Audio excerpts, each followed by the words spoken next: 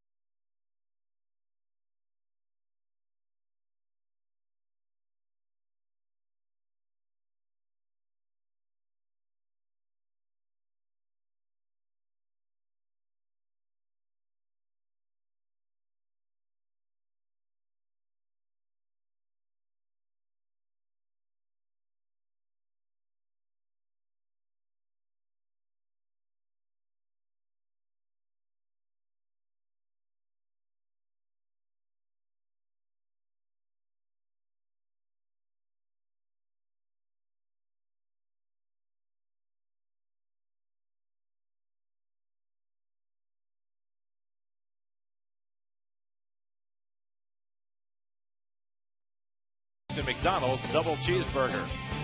By Dodge, Employee Pricing Plus is in its final month at your Dodge dealer. Hurry, offer ends April 30th. by American Airlines. We know why you fly. We're American Airlines. And by BP. Help your car run younger for longer. Try BP gasoline with Invigorate. Be sure to visit the official online shop of the Mets at Mets.com. Browse the largest selection of authentic team gear, including clubhouse caps and T-shirts, jerseys, collectibles, and more. Get your team gear straight from the source. Shop the Mets.com shop. And the keys to the game are brought to you by your local BMW dealers. And we'll start off with the Mets offense. Take the pressure off the pitchers. The last thing I'm worried about is the offense of this ball club. Be patient with Suppan. Suppan walked 6 batters his last outing against the Cubs. He got rocked. And the bullpen, continue doing what you're doing. This is the revamped bullpen, and boy, has it been outstanding so far this year. Well, moments ago, both David Wright and Carlos Beltran were presented with their latest hardware, their Gold Gloves from last year. Each of the multiple winners now in the Gold Glove category. That ceremony on the field just moments ago here at Citi Field. It's the Mets and the Brewers, with the Mets going for the sweep on a Sunday afternoon. First pitch is coming right up.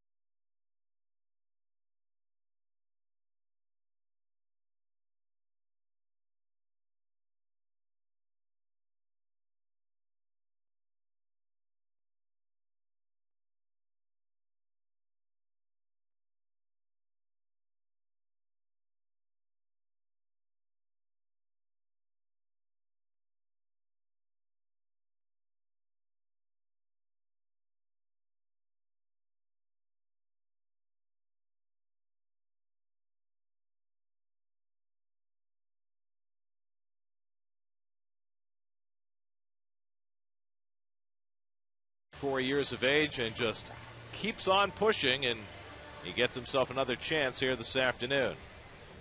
Here's your Brewers starting lineup, brought to you by Hyundai. It's been a rough go of it for Milwaukee. They've got a team batting average of .222 through their first 11 games. 11th in the league in runs scored. Mike Cameron off to a fast start, but shut out yesterday by Johan Santana and the Mets bullpen. The Brewers trying to avoid a sweep this afternoon. They're 5 games under 500 now. They were never 5 games under 500 all of last season when the Brewers won the wild card in the National League. Well, it's a little bit tough when you lose Ben Sheets and CC Sabathia, your top 2 starters. I think that's really going to be overwhelming for this ball club this year and make it very difficult for him, Gary.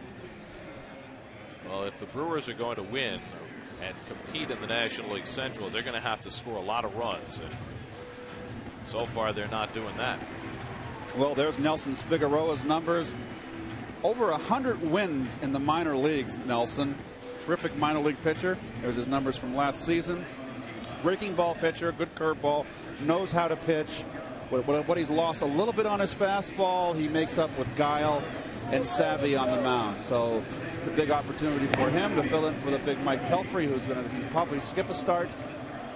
And the Mets Chevy defense, you see we got a little flip-flop. Murphy back in the lineup, out in left field. Sheffield goes back to right, and Church is on the pine today. Tatis, of course, getting his first career start at second base, and Omir Santos gets his first start behind the plate as Ramon Castro gets a spell. Tatis was out early this morning doing some work around the bag at second base. Santos started 3 games with Baltimore last year, but in his first 2 days with the Mets, he's already played an impact. On Friday night, he had a ground out that led to the winning run in the bottom of the 9th, and then yesterday he scored the only run of the game as a pinch runner, and then threw out Ryan Braun to end the game. This is all part of the drills. Usually in our day, this was done in spring training, but they keep these guys fit. And the guys that don't play every day need to do this to keep themselves in shape, keep their skills honed. Sandy Alomar Jr., the catching instructor, former All-Star, working with the catchers and working with Santos, who had a very good spring for the Mets and got the call when Brian Schneider went on the disabled list on Friday. Ricky Weeks will lead things off for the Brewers. Weeks just 1 for 8 in this series and hitting a .233, made the error in the 7th inning yesterday that led to the only run of the game. And Nelson Figueroa starts the day with a fastball for a strike. Well, that was just a routine bunt, sacrifice bunt, and he just botched the throw. There was nothing wrong with the throw yesterday, when Weeks dropped it. Johan Santana, the beneficiary, getting the victory. First 3 starts that Santana's made this year, he won 2-1 in Cincinnati. He lost 2-1 on the Murphy drop fly ball, and then he won 1-0 yesterday. It's like the heyday of Seaver, Kuzman, and Matlack, when every Met game was 1-0 and 2-1. It's almost like those games Gaylord Perry used to pitch for the Giants. Gaylord was a notorious pitch in every game. It was always a tight game. I know when Ralph comes in the 3rd inning, he'll probably add to that. But Gaylord was notorious. Would lose a game by 1 run all the time. So Corey Hart, who waits on deck, then Ryan Braun in the opening inning. This is a good lineup for Figueroa to face, as Weeks grounds one to the left side. White has it roll out of his glove, and Weeks is safe at first. Would have been a tough play for David against Weeks' speed, but once it popped out of the glove, he had no play. Well, I think all you young kids out there, if you're a third baseman, if you can get to that ball to your left, you go get it. Be aggressive. It's a shorter throw for David, obviously a longer throw for Reyes. Still waiting to see how they're going to score that. It's got to be an error. Come on. And then you can write it down in your scorecard. You got pencils. It's got to be an error. It's a ground ball. And it is scored a base hit for Ricky Weeks. Wait, where were these scorers in my day? Jordan Spreckman, the official scorer today. He's a Columbia guy, so don't be too hard on him. Red Foley wouldn't give you a base hit if it meant your life. Here's Corey Hart hitting a .250, and he takes up and in 2-0. I was saying this should be a good lineup for Figueroa, and it certainly was last year when he made that first start against the Brewers, because he really struggles against lefties. And this is a lineup with only one left-hand hitter, and a good one in Prince Fielder. Otherwise, it's all right-handers up and down the lineup. Letter high strike to Hart, and it's 2-1. Well, I've noticed in this crew so far, they're calling the high strike, which I think is great. I mean, it's stick to the rule, the letter of the law, I guess, which is the rule book, the baseball rule book. It says the letters is a strike. So the numbers for Nelson against the Brewers in that first start last year. He retired the first 14 in that game. 2-2 to Corey Hart. I don't like Corey Hart hitting in the 2 position. He's kind of a guy down that middle of the order. I know he goes the other way well, and he has a good eye at the plate and hit and run with him. But he's more of an RBI bat, and it just seems like Milwaukee just has a lineup of thumpers. I could see them flipping Hart and Hardy and putting Hardy in the 2-hole and Hart number 5. Slider just off the plate, and it's 3-2 to Hart. But, you know, Hardy hit 24 home runs last year, and they started to think of him as an RBI guy. As Ryan Braun, who hits 3rd in the order, he's not moving from that spot. Well, yeah, but not with Fielder. Fielder's not moving from the cleanup spot, that's for sure. 3-2 with nobody out. We'll see if Weeks is in motion here. Not running, and Hart takes high, ball 4, and the Brewers have the first 2 men on. So an infield single and a walk, and the Brewers have the table set for Braun and Fielder.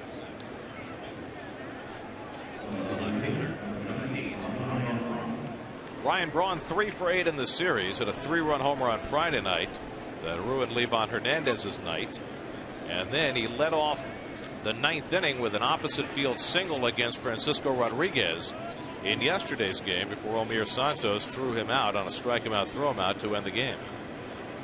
There's the defense there, pretty much straight up, very deep in center field, as he should be.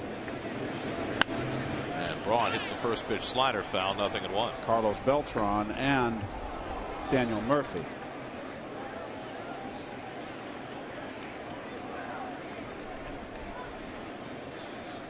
Jerry Manuel's had to jockey his outfield around a little bit to accommodate Gary Sheffield, who started in left field yesterday, giving Murphy the day off, in right field today with Ryan Church sitting down.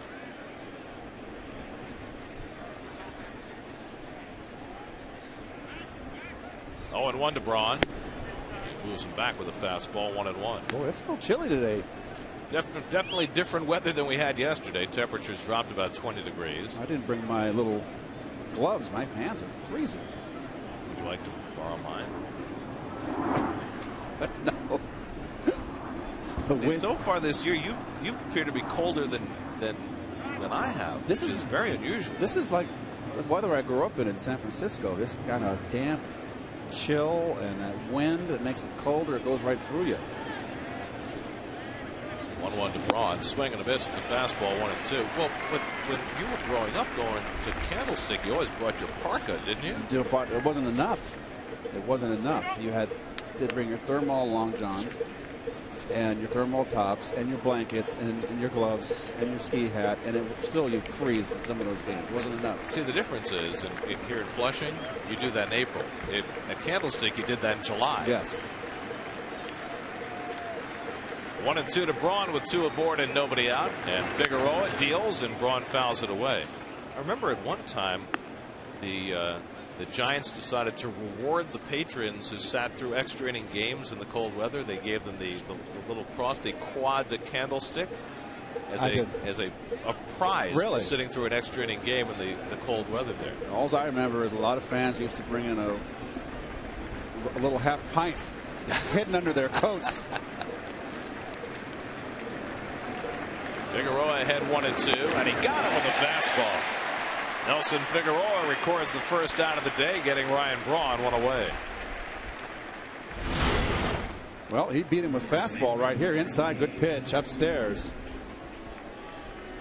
Braun's one of those guys that likes to lean over that plate. Like all good hitters, you cannot let them extend their hands. You've got to pitch inside. Now Prince Fielder with 2 aboard, the only left-hand hitter in the lineup. Fielder 2 for his last 19. But it was Fielder last year in that start that Figueroa made in April of 08 who had the first hit against Nelson, an RBI double in the 6th after Figueroa had carried a no-hitter through the first 5.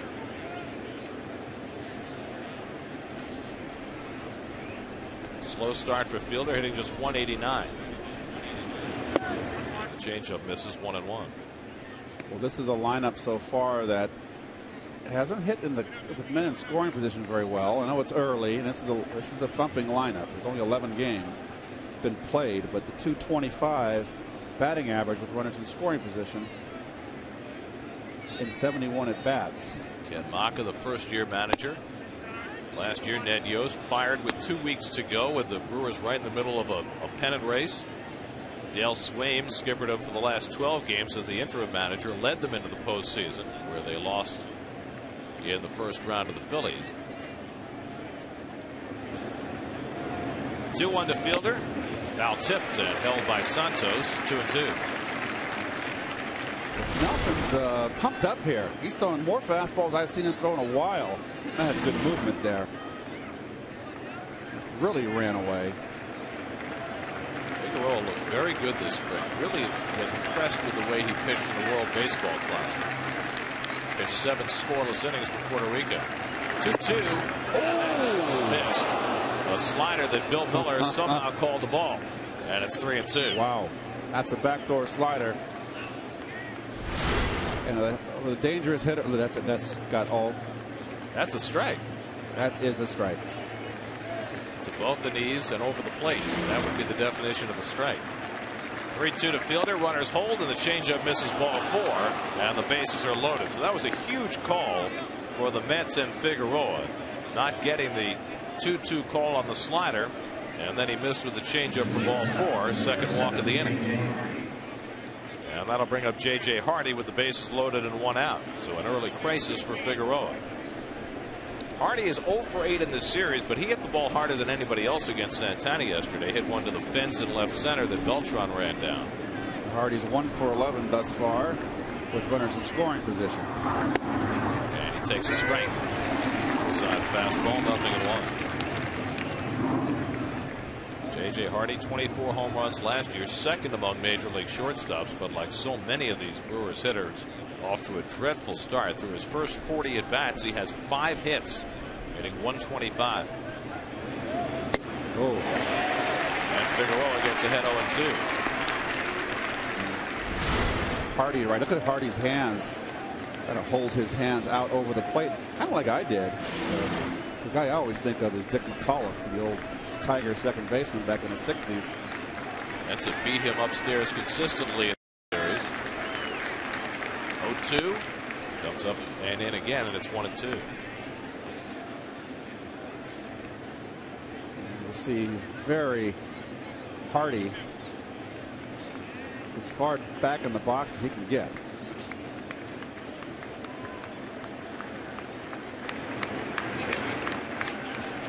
One, two, foul back.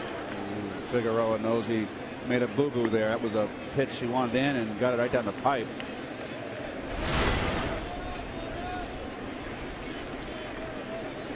And when you're 5 for 40, that's the pitch you foul off. Yep. You give the pitcher a chance to make another tough pitch on you.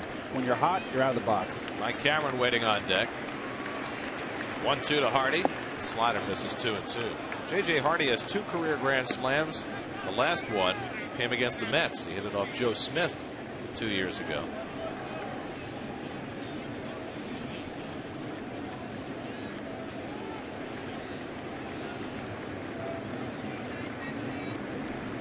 Figueroa already 26 pitches deep into this opening inning. 2-2. Hardy holds the swing. They check it out down at first. He went around. Brian Runge with the call. 2 men down. Wow.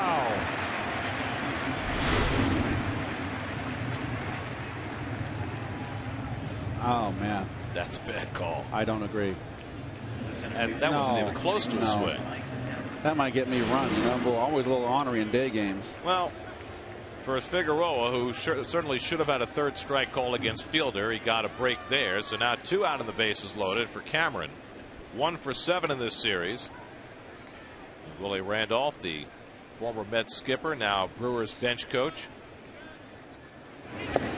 Very interesting with Mike. Mike's been hitting in this 6th position, which is an RBI spot in the lineup, and he's only had 3 at-bats in 11 games with runners in scoring position. This is only his 4th at-bat. Just the 2 guys ahead of him are both hitting under 200. An infield hit and 2 walks, filling the bases. Now 2 out, and Cameron swings and taps one. Santos will jump on it and goes for the tag on Weeks, and that ends the inning. So Figueroa works himself out of a bases-loaded jam, striking out Hardy and getting the dribbler from Cameron. So the Mets come to bat in the bottom of the 1st against their old nemesis Suppan with no score.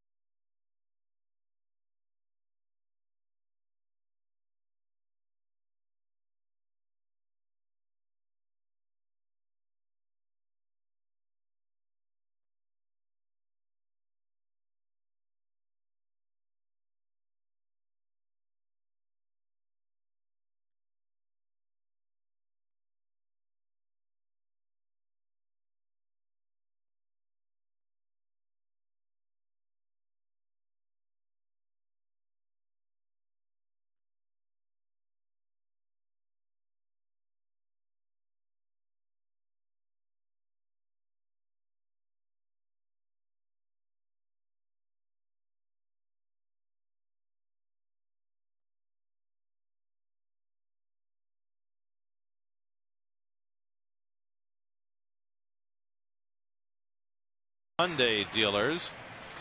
Jose Reyes, 5 hits in the first 2 games of this series.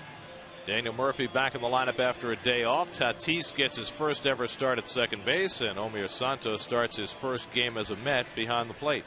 Oh, there's the veteran Jeff Suppan, his 3rd start of the year. It's been a tough start for him. Those 7 walks, he walked 6 of those 7, and 3 innings of work against the Cubs his last outing where he got rocked. Even worse, he walked 3 with the bases loaded in 1 inning in that game against Chicago. And a look at the defense is brought to you by ChevysOffers.com. No Gold Glove winners since 1982 in this ball. They've always been a team that thumps. Old Harvey's Wallbangers back in '82. We took care of them. Barely. In 7. Reyes now up over 300 with 5 hits in 2 games in this series. And he takes inside from Suppan. Suppan's 3-2 lifetime in the regular season against the Mets. The Mets beat him up the only time they faced him last year, but when it counted the most in 2006, Suppan was great. He was the MVP of the National League Division Series, pitching for the Cardinals. Won Game 3, even hit a home run in that game against Steve Traxel, and went 8 innings of shutout ball. And then in Game 7 matched up against Oliver Perez, and he was terrific again. 7 good innings and got no decision as the Cardinals won Game 7. He has never been better than he was in that 6th inning with the bases loaded, striking out Jose Valentin and getting Andy Chavez on a fly ball, and that helped the Cardinals get to the World Series. 3-1 to Reyes, and it's right down the middle, 3-2. Well, 10 straight years for Suppan with 30 or more starts. And Levon Hernandez is in that league, and so is Greg Maddux. Reyes hits one to right center field. Cameron with plenty of room. And that's the first out. You notice the wind bring that ball back in. The wind is blowing in from right field today. And there you go. And it is a good stiff breeze. It's going to be have to crush one to get it out of here in right field. Gap to gap in this ballpark, I don't think you're going to hit much until the weather really warms up. But with the wind blowing in, it is just cavernous out there. Here's Daniel Murphy hitting at 286 and takes ball 1 from Suppan.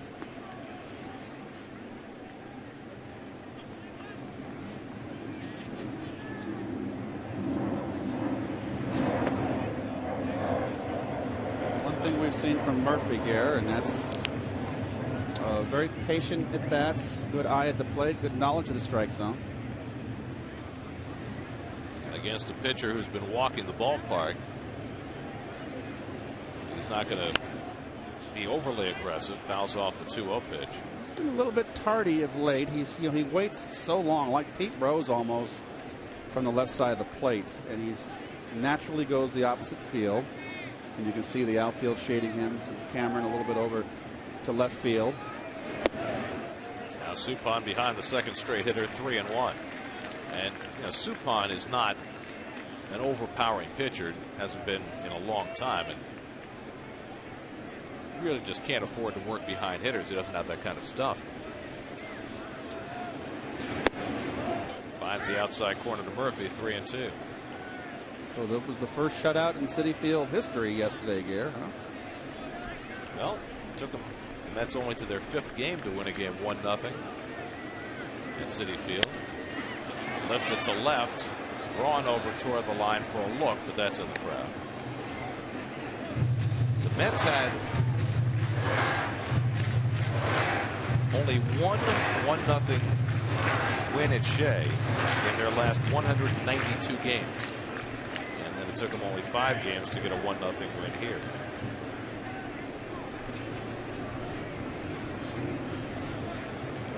Again, the 3-2 to Murphy. It's fouled away. And this is a stunning note from the Elias Sports Bureau. It's one of those quirky notes. Yesterday, not only did the Mets win 1-0, but the Rangers won their playoff game from the Capitals 1-0. It's the first time ever in New York sports history that a New York baseball team and a New York hockey team have won 1-0 on the same day. Line toward the middle, base hit for Murphy. Now, where else but the Elias Sports Bureau are you going to get information like that? I hear that. So the Mets have their first base runner. Nice hitting right here. There's a fastball right down the middle. Murph stays right level on it. Goes right up the middle with it. So Murphy's now hit in 5 straight games. 1 out and 1 on for David Wright. David had a season-opening 10-game hitting streak, stopped yesterday. Mets had just 6 hits yesterday, and Santana got all the attention post-game, and rightly so, but Giovanni Gallardo was just about as good for his 6 innings for Milwaukee. Mets then got their run against the Milwaukee bullpen. And Wright punches one foul. Wasn't it Al Jackson that threw the first shutout at Shea? I'm sure Ralph would know that one. That was against the Pirates, I believe. I think it was the first Met win at Shea, wasn't it? 1960. No, it's yes. The first 1-0 game at Shea was on July 12th in '64. That was Galen Cisco with the shutout. Gets away from Kendall, and down to second base goes Murphy.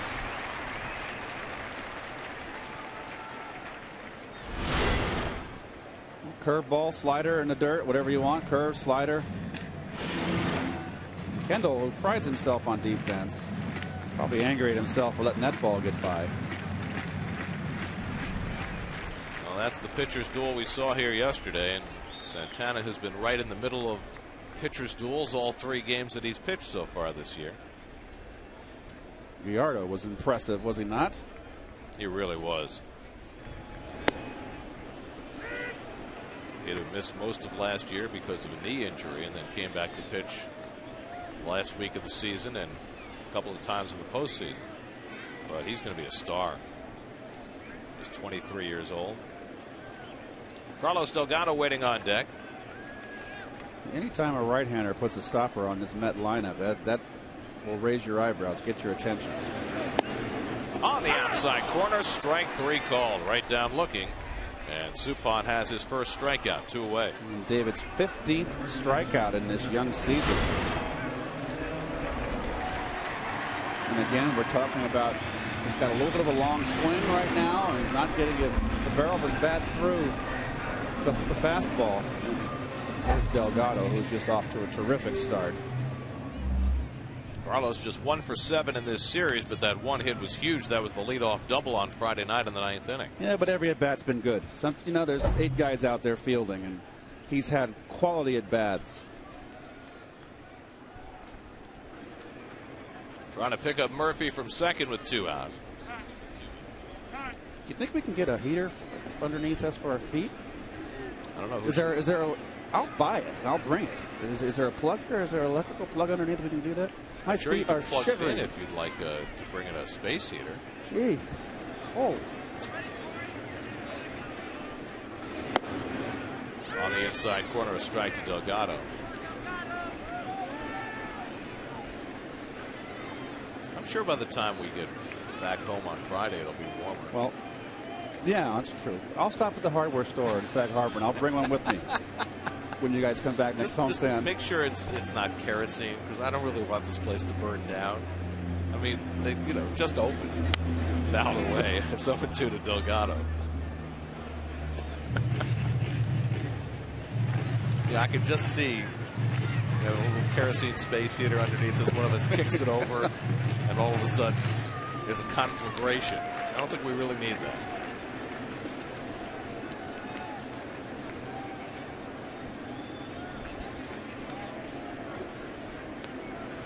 Now Suppan ahead on Delgado, 0-2.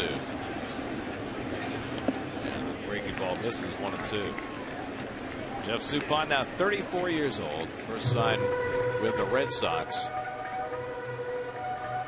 And he has had himself the quintessential up and down career from Boston through Arizona to Kansas City to Pittsburgh back to Boston. 3 good years in St. Louis, and that earned him a huge paycheck from the Brewers. He's now in the 3rd year of a 4-year, $42 million deal. Gosh. Money can't buy you happiness, Gary. He seems happy. close, though. 1-2. In the air to left center field toward the gap. Cameron chasing back. He won't get there. It hops against the wall. Murphy in for the first run of the game. Delgado pulls into second base with an RBI double. And the Mets have a 1-0 lead.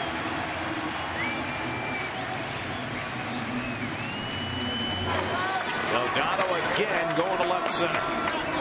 With 2 strikes, Garrett.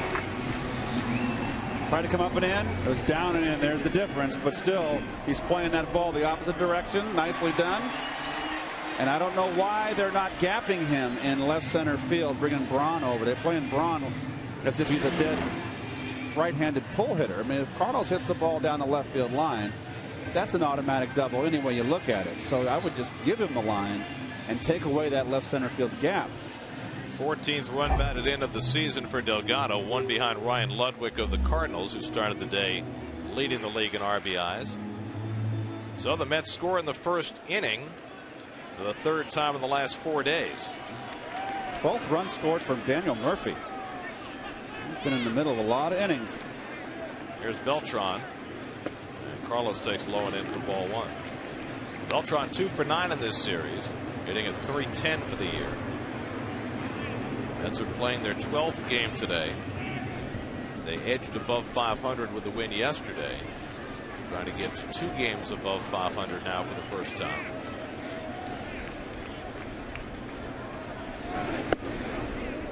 Two 2-0 to Beltran with Gary Sheffield on deck.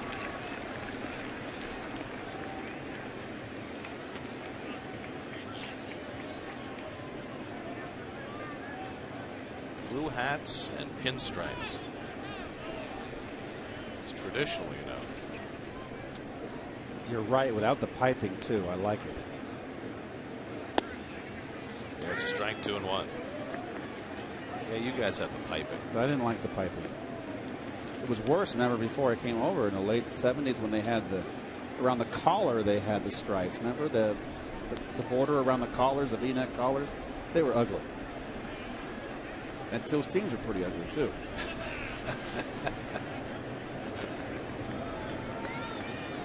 Don't be getting on Mook. No, Mook. You know how I feel about Mook. And Suppan behind again, 3-1.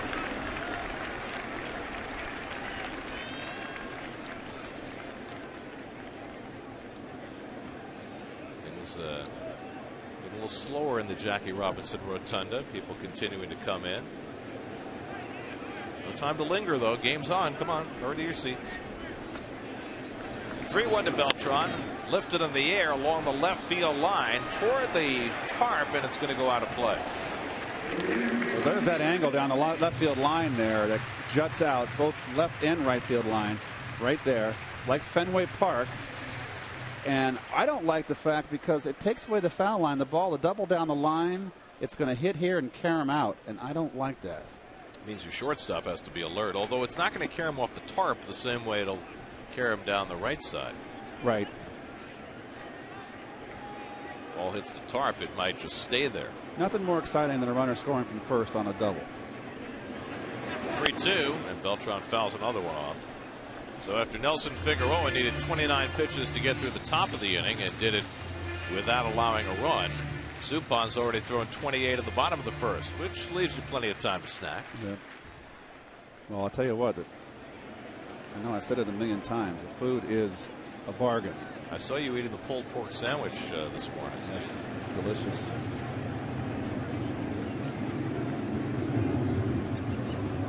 This will be the 8th pitch of the at-bat to Beltran. And he fouls another one off.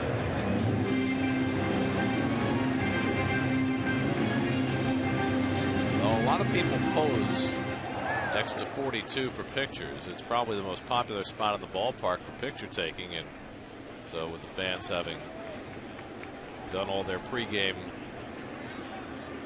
photographing, the cleanup crew makes sure that 42 is pristine for the next group. And Beltran takes inside ball 4, and Suppan issues a 2-out walk.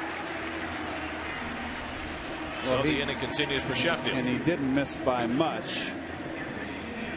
Sheffield getting another start. Early visit to the mound. Bill Castro, the now pitching coach for the Brewers. He had been the bullpen coach. Out to talk to Suppan. The first two starts for Suppan have just been ugly. No fooling around about that. A 12.91 ERA, 7 walks in 7 2/3 innings. Lasted 4 innings his first start, 3 2/3 his second. So they've got some legitimate concerns about Suppan, and they probably will not have a very long leash on him today. He's not throwing so bad early. He's just missing a little bit with his pitches. This Met lineup puts a lot of pressure on a right-hander, the predominantly left-handed hitting lineup of the Mets. So now Sheffield, who started yesterday, went 0 for 3 and was also hit by a pitch. His third start, but the first time he's played back-to-back games. And he takes a strike on the outside, 0-1. Mets have a run home in the first. Delgado with a 2-out RBI double. 2 on and 2 out for Sheffield. And a hard-working first inning for Jeff Suppan. And Sheffield takes the curve outside, 1-1. He's having a tough time getting his breaking stuff over. Sheffield hasn't had a whole lot of luck against Suppan.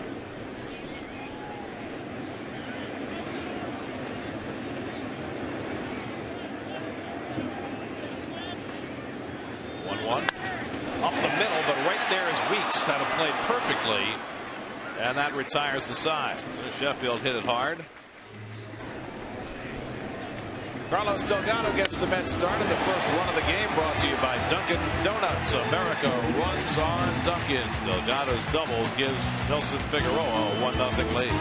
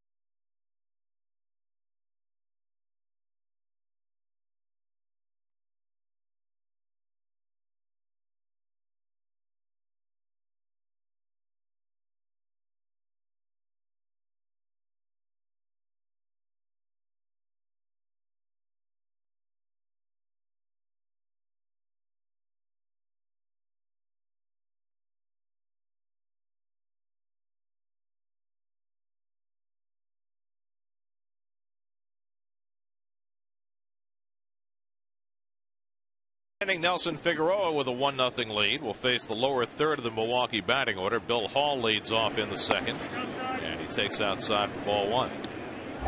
Hall has been the hottest hitter in the lineup for Milwaukee. In fact, he's hit in all 9 games that he's played in to start the year, batting at .313, and he lifts this one to right center field. Sheffield, who was playing toward the gap, one away. So Hall retired. Jason Kendall coming up. New York Mets baseball is brought to you by ChevyOffers.com. Find your nearest dealer on ChevyOffers.com. 1 out of Jason Kendall, the batter. It's been a very rough start for the veteran Kendall. Just 3 for 28 to begin the year. And he takes a strike from Figueroa. Kendall started 149 games last year behind the plate. Oh, and he gets hit by a pitch, and he's specialized in that throughout his career. A little Ron Hunt action there. Didn't even move out of the way. It's always been a big part of Kendall's game. You can see no effort. He just sits there and I'll take it off my left tricep. 1 year with the Pirates in 1998, Kendall was hit by 31 pitches. Now Ron Hunt has the record with 50, but 31, that's a lot of pain, especially for a guy who plays a position that has a lot of pain involved in it defensively. I always think of hit by pitches. I think of Frank Robinson's rookie year. And Frank stood right up on top of the plate and dared you. And of course, what a great player. Then Don Baylor would stand right on top of the plate and dare you to hit him. Baylor has the career record, doesn't he? Bunted by Suppan. Delgado will make the tag for the second out. So Kendall moves up to second.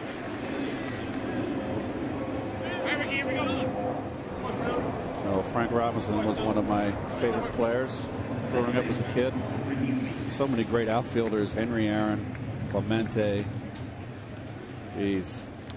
Let's see, Baylor had the modern record at 267, got outstripped by Craig Biggio, who has 285. Huey Jennings has the all-time record, 287. There's your K-Rod shirt.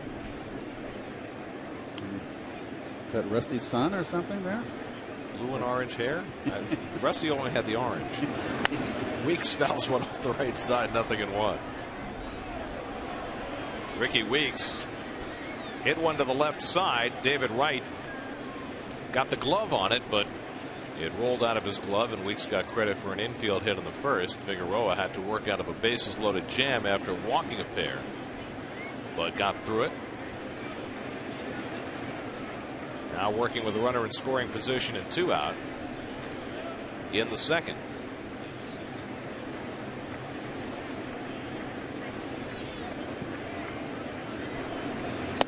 And Weeks takes a letter high strike.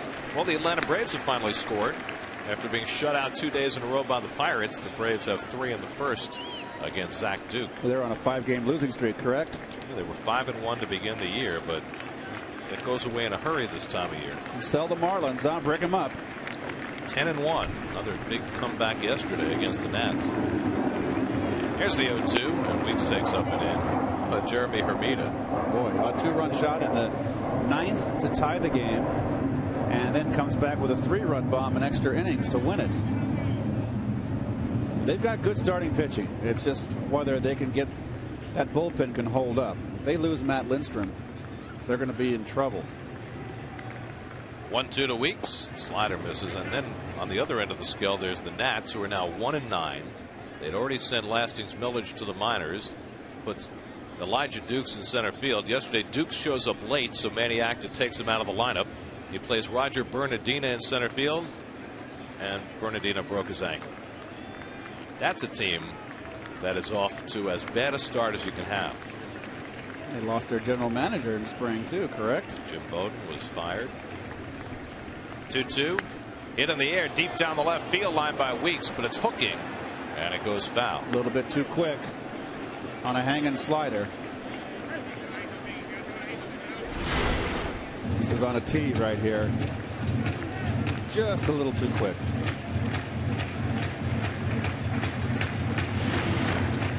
And he knew it. You see Bob Uecker during the weekend here? I He's here. had a chance to talk to Bob Friday night. He's a great character. Does the radio for the Brewers for a long time. Hall of Fame voice of the Milwaukee Brewers, among other things. Yes, what a interesting life he's had. A successful career in radio and television. He's starred Mr. Belvedere. Yes, he did. It was big. And his own show. Not bad for a backup catcher that couldn't hit. He made quite a living out of There being a he backup is. catcher who couldn't hit. There he is. Don't forget, his career as the great Harry Doyle in Major League. 3-2. Popped up, shallow center. Out goes Tatis. He's there to make the grab. Wind blew that ball back toward the infield. And Weeks is retired to end the inning. We go to the bottom of the second. Mets up 1-0.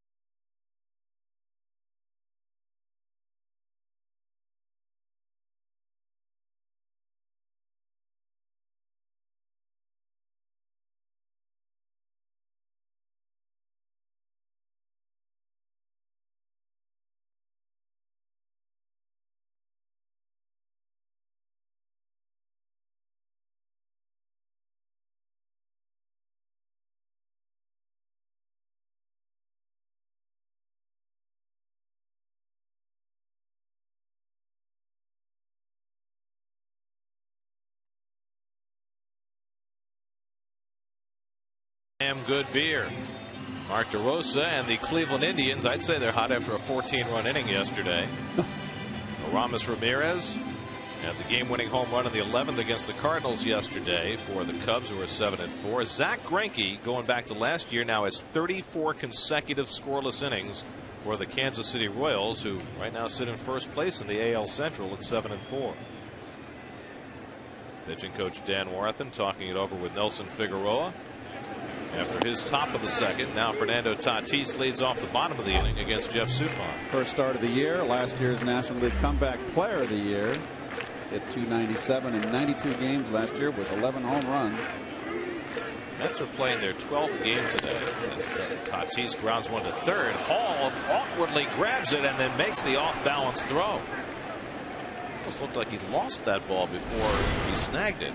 Well, got the in-between hop here. Tried to play it back, and then he had time to set, and he did not set himself. And then makes a pretty good off-balance throw here. Actually caught that ball behind him. For Tatis retired. But the Mets are playing their 12th game. They have not faced a left-hand starter yet, and they're not scheduled to face one against the Cardinals in the 3 games they're coming up this week. So that just has given Jerry Manuel no opportunities to get Tatis in there against lefties. So finally force fed him into the lineup today at second base. Well, with also compounded with the acquisition of Sheffield. Omir Santos making his first start as a Met. He drives one to deep center field. Back goes Cameron, racing back, looking up, and it bounces on the warning track and up against the wall. Santos into second with a 1-out double. Well, we saw this all spring for Omir Santos, who hit 4 home runs in spring training in just 23 at bats. He's got some sock. Well, they got a pitch right there, belt high out over the plate, and he can run. He is not slow of foot. And Cameron always playing shallow. This ball's crushed, and guess what? It just one-hops the wall. And you can see Santos here. He runs well.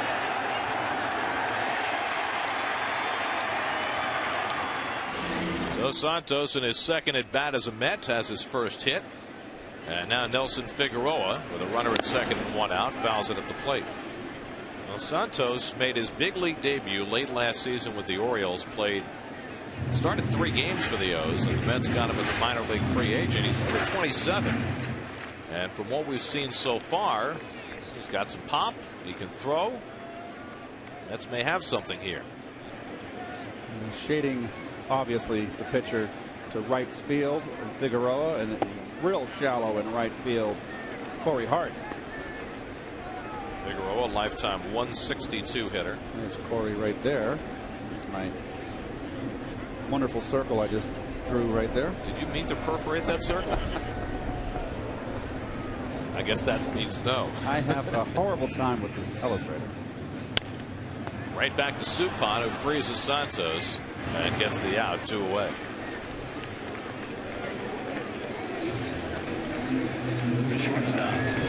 So Figueroa retired, and now Jose Reyes comes up with 2 out and a runner in scoring position.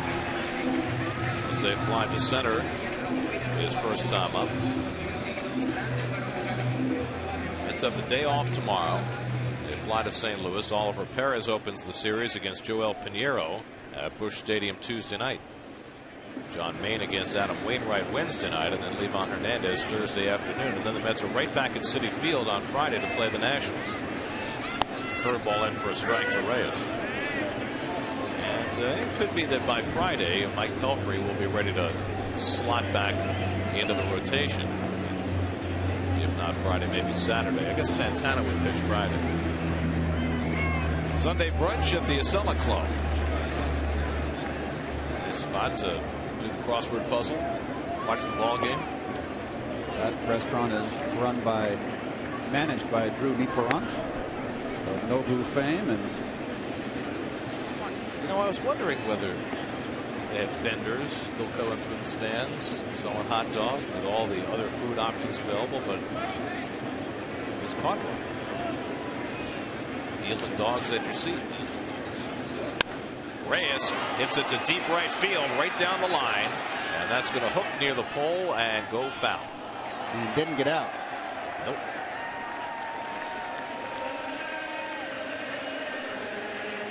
Nice catch. Well, Jose had a very, very good spring training and got to a little bit of a start.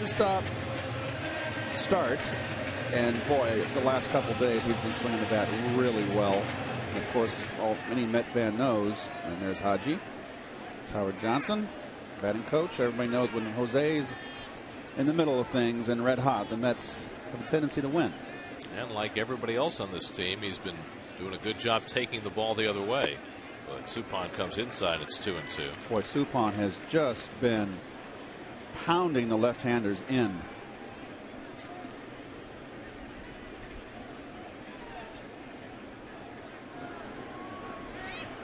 Bill Castro, the pitching coach. Jammed him, and he pops it up to Hardy at shortstop.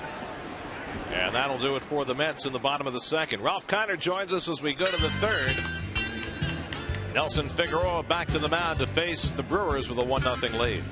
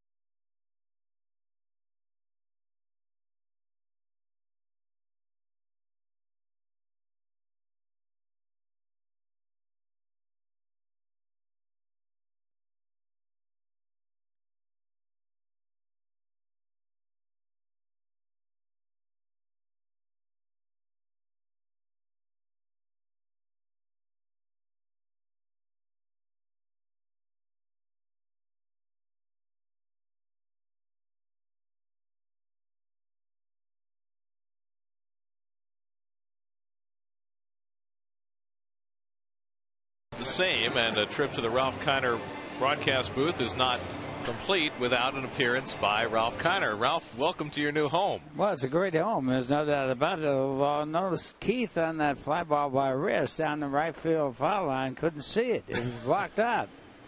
Had to lean over in front of me, and you couldn't see it.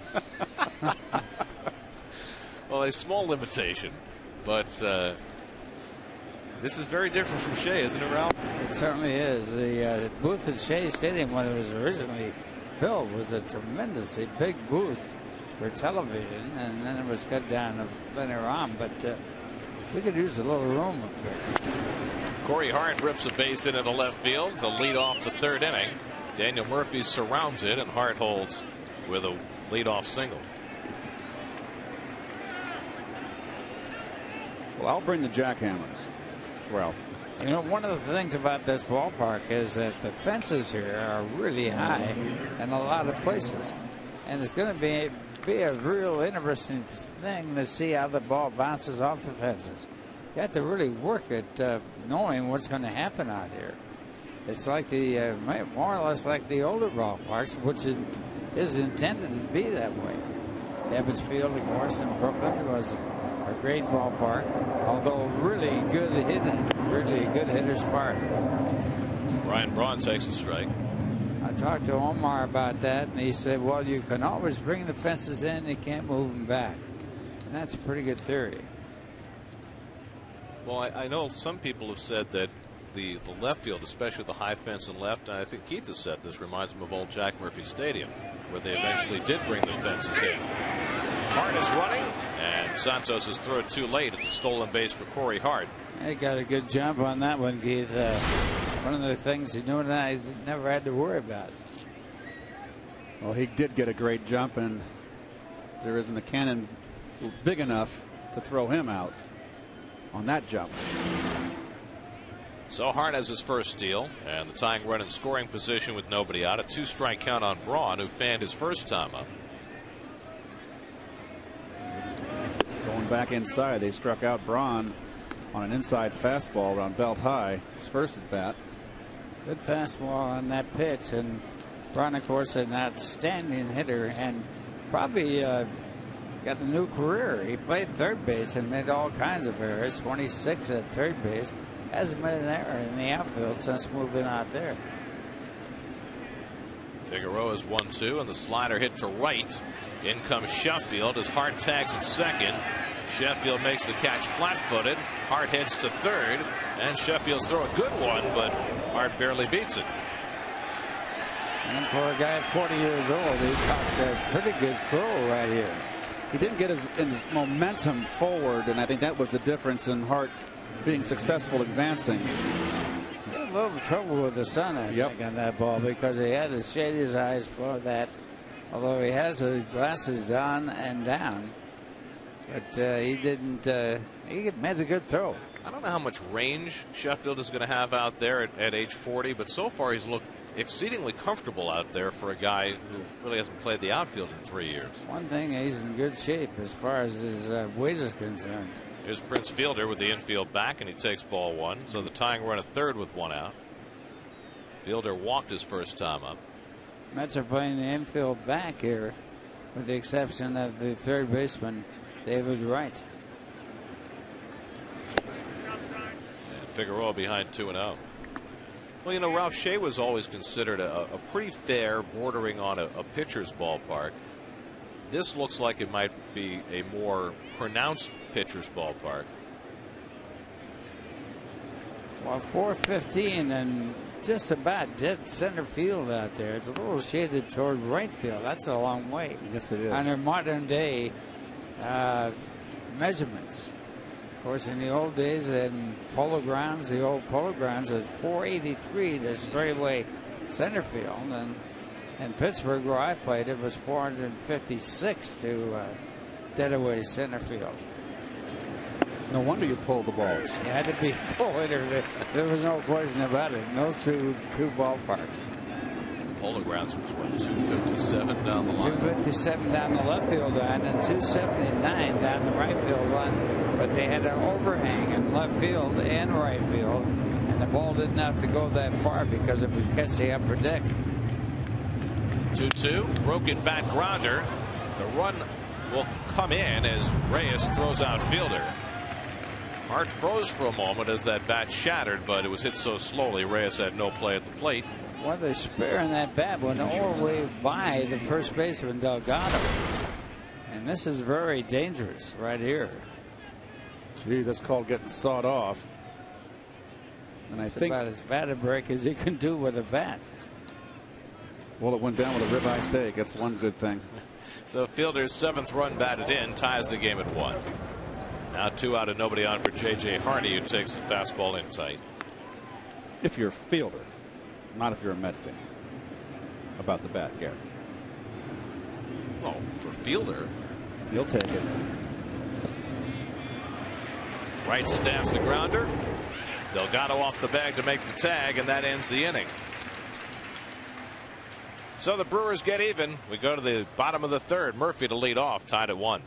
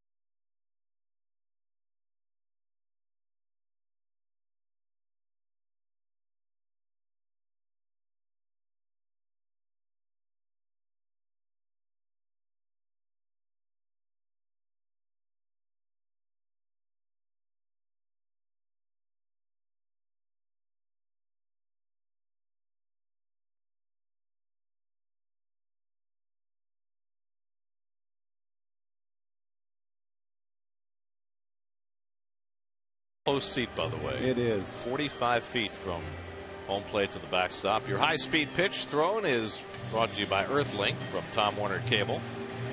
Suppan topping out at 89, Figueroa at 88 early in this game. Game tied at 1 as we go to the bottom of the third. 2, 3, and 4 in the order. Daniel Murphy, David Wright, and Carlos Delgado to bat against Jeff Suppan. Murphy takes a strike. Murphy singled to center, scored a run in the first. Sorry, Ralph. Well, I was going to say, one of the things about hitting, you want to have very little foul ground. If the ball can go in the stands, you get a better chance to get a base hit when you are able to bat again. And in Pittsburgh, in the old ballpark at Forbes Field, it was about 120 feet to the backstop from home plate. 120? And Wow. Ernie Lombardi was a very, very slow man, could run about as fast as a one-legged man. And he would never even go turn around and run after him. He'd just reach back in the back of his back and ask for a new ball by the umpire. And he would get it.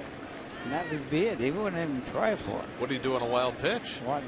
Let it go. The runner just scored. Ernie Lombardi. What a strange, what a great hitter he was. Murphy shoots one into left field, and he's 2 for 2.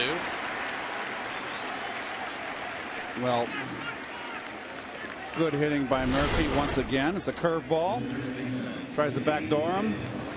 And they're going to learn real quick that young man right there, you're not going to trick him with off speed and stuff and breaking stuff with 2 strikes. He stays so disciplined up the middle. Well, he hits a double off a fastball his first time up. That's the end of that bat going down the line when it was broken.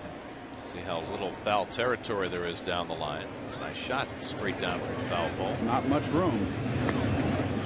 Which was what Ralph was talking about. Well, the only place that there is some room is on first and third base lines between the bases. Once you get past the bases, it disappears in a hurry. Candlestick Park had lots of room, foul territory. The old Stade Olympique in Montreal had a lot of foul ground. Well, the old ballpark in Philadelphia, and it's also duplicated in the new one, was just like this. It jetted out to the foul pole and foul line, and it was very tough to play the ball off that fence. David Wright fouls one away. Well, in Oakland, they've got more foul territory there than anybody, and it's not surprising that they've had so many great pitching performances over the years in Oakland. And you think of guys who, left Oakland and not pitched as well other places. And I guess Barry Zito is a pretty good example of that. A lot of extra outs with all that foul territory.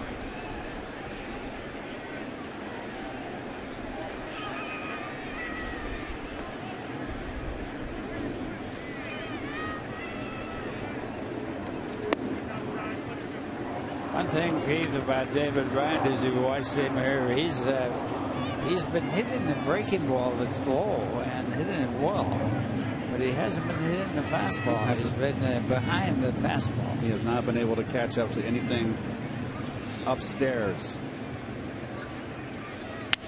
Broken back grounder. Weeks in front of it. Gets the force. Did he? Oh, they say Hardy was on the bag. That's very close. But Hardy with the stretch. They get the force on Murphy. One away. Well, I tell you what, defense is the name of the game. This should be a double play right here. And the poor toss. It's close. And that's going to get an argument from Jerry Manuel. He's out on the field to discuss it with Daryl Cousins. Close enough. That was, I agree. Yeah. It doesn't hurt to argue the play. You have to think about another one like that, hoping it'll go your way. Well, this should have been 2, and now you've got Delgado and Beltran who could possibly get up with a man on base. I agree with you, Ralph. Close enough. He might have had his toe on the bag. Good job by Hardy to make sure they get one out. But Weeks, who hurt the Brewers with an error on a drop throw yesterday, this time no error on the play, but a play that certainly should have been made, should have been a double play. Instead, the Mets have a one-out base runner for Delgado. You see Braun there in left field. Just get him more over and take that gap away. As I said earlier, Delgado hits him down the left field line. That's a double anyway. Down to first. Nice play by Fielder. Gets the out at second. Hardy's relay. Suppan covers 3-6-1 double play to end the inning. But a terrific play by Prince Fielder on the backhand to get it started. 3 in the books now at Citi Field. Mets and Brewers tied at 1.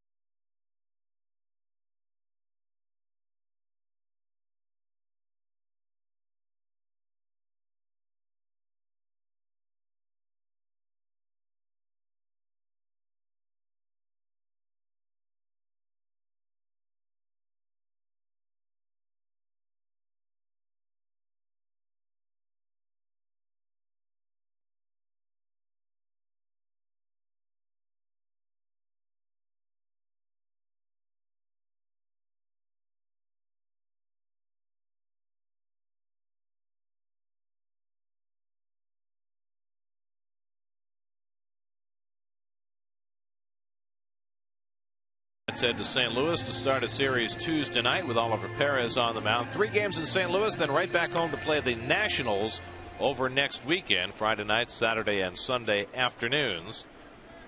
So a very brief road trip upcoming for the Mets.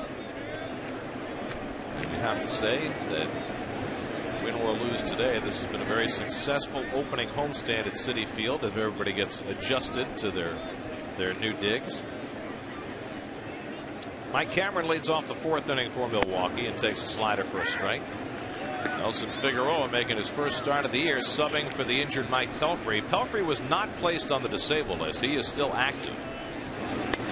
Cameron pops it up. David Wright with the glasses down comes in from third. Catches it to foul ground, 1 away.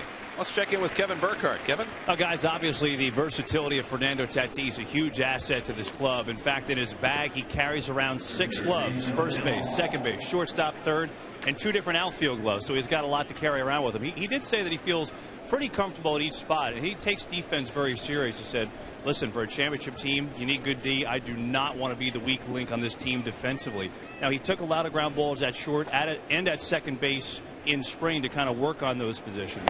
And I asked him what he felt the toughest position was. He said, Keith, you'd appreciate. He said first base. He said the footwork there is very difficult. So there's a lot of little nuances, a lot of little jobs like taking the cutoffs from center field, different things you're supposed to be, which I constantly have to remind myself being over at first base. He played center field in winter ball all winter, so he's used to that position. He even grew up as a catcher, but he was pretty honest about that when he said, guys, I don't want any part of catcher right now. Back to you.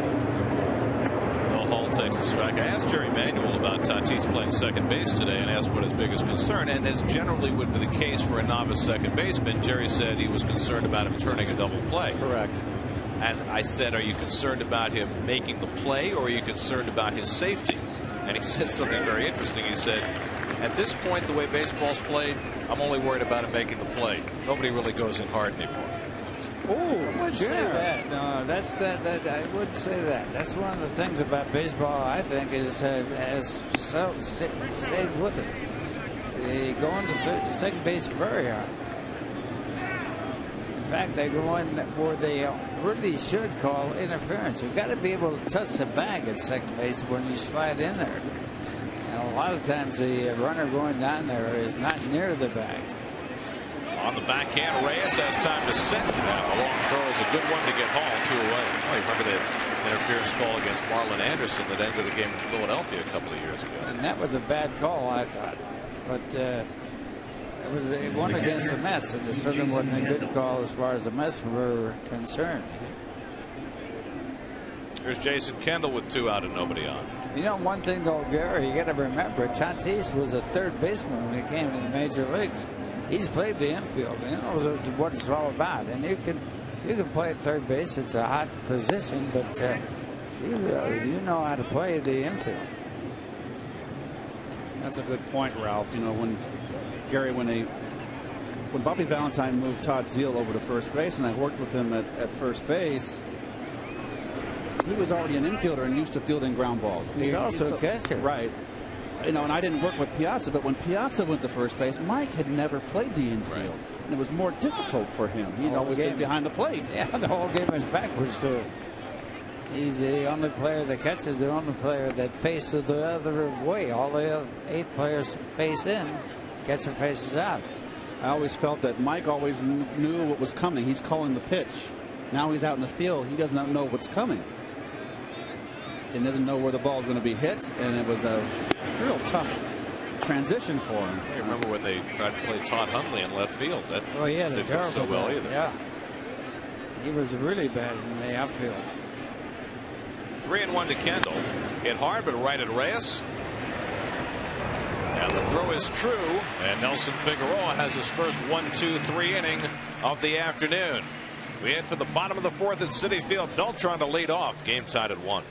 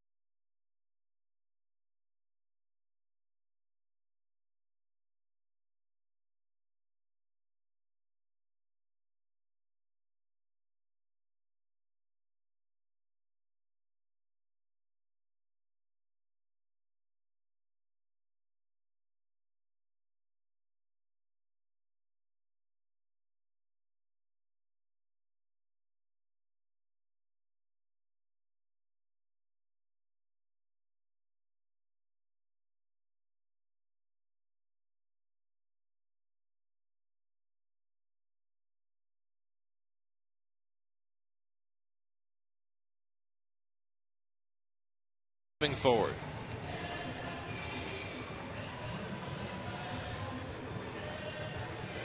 Ron used to keep track of his home runs and batting practice. He was up around 200 in the season. Batting practice hitters are a dime a dozen. You know that. That doesn't really count. That always brings to mind for me with the Cardinals. We traded for Steve Swisher from the Cubs. Steve Swisher, now granted he didn't play every day, and it's not easy.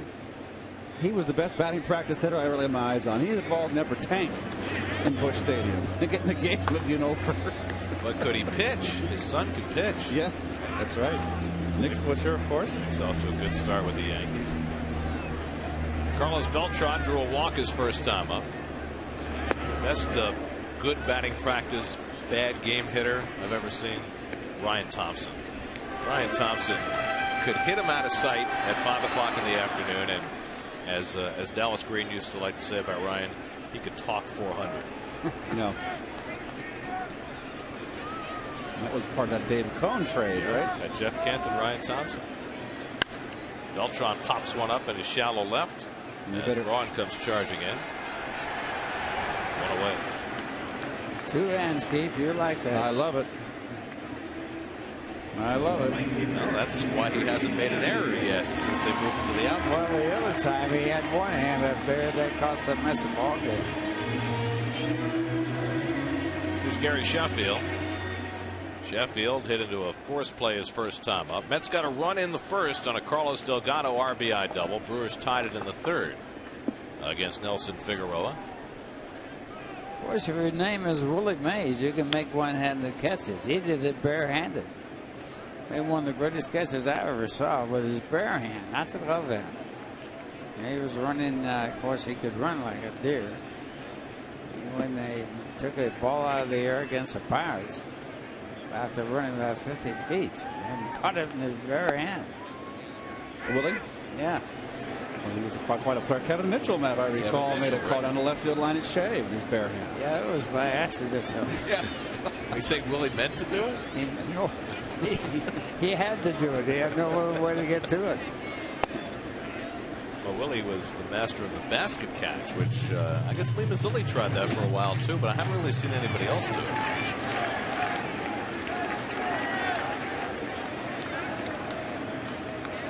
2-2 to Sheffield. Well, Sheffield just joined the 500 home run club the other night, Ralph. 25 players now in that club. First guy to do it with a pinch hit. No one else ever hit 500 hit their 500th home run as a pinch hitter. Well, how many have done it now, Gary? 25. There's a name on that list that nobody talks about, and he was one of the great home run hitters of all time. Never hear his name mentioned. It was Jimmy Fox. Yep. He was a right-hand batter that hit 58 home runs one year when no one hit 58 home runs.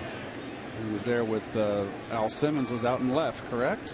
Al Simmons played the outfield, yes. Did they play together? They did. They were part of that 31 team that got broke up. Yeah, the Philadelphia Athletics. The A's, and I guess Fox started in Boston, right? Or he started with Philadelphia and he went to Boston. That's when Connie Mack sold the whole team away after they won the World Series. In that Gas House game book that I'm reading, Ralph, which is so full of information, there's a ground ball, second to end the inning. We'll get back to that after the break. 1-2-3 inning for Jeff Suppan. We've played 4 now at Citi Field. Mets and Brewers still tied up.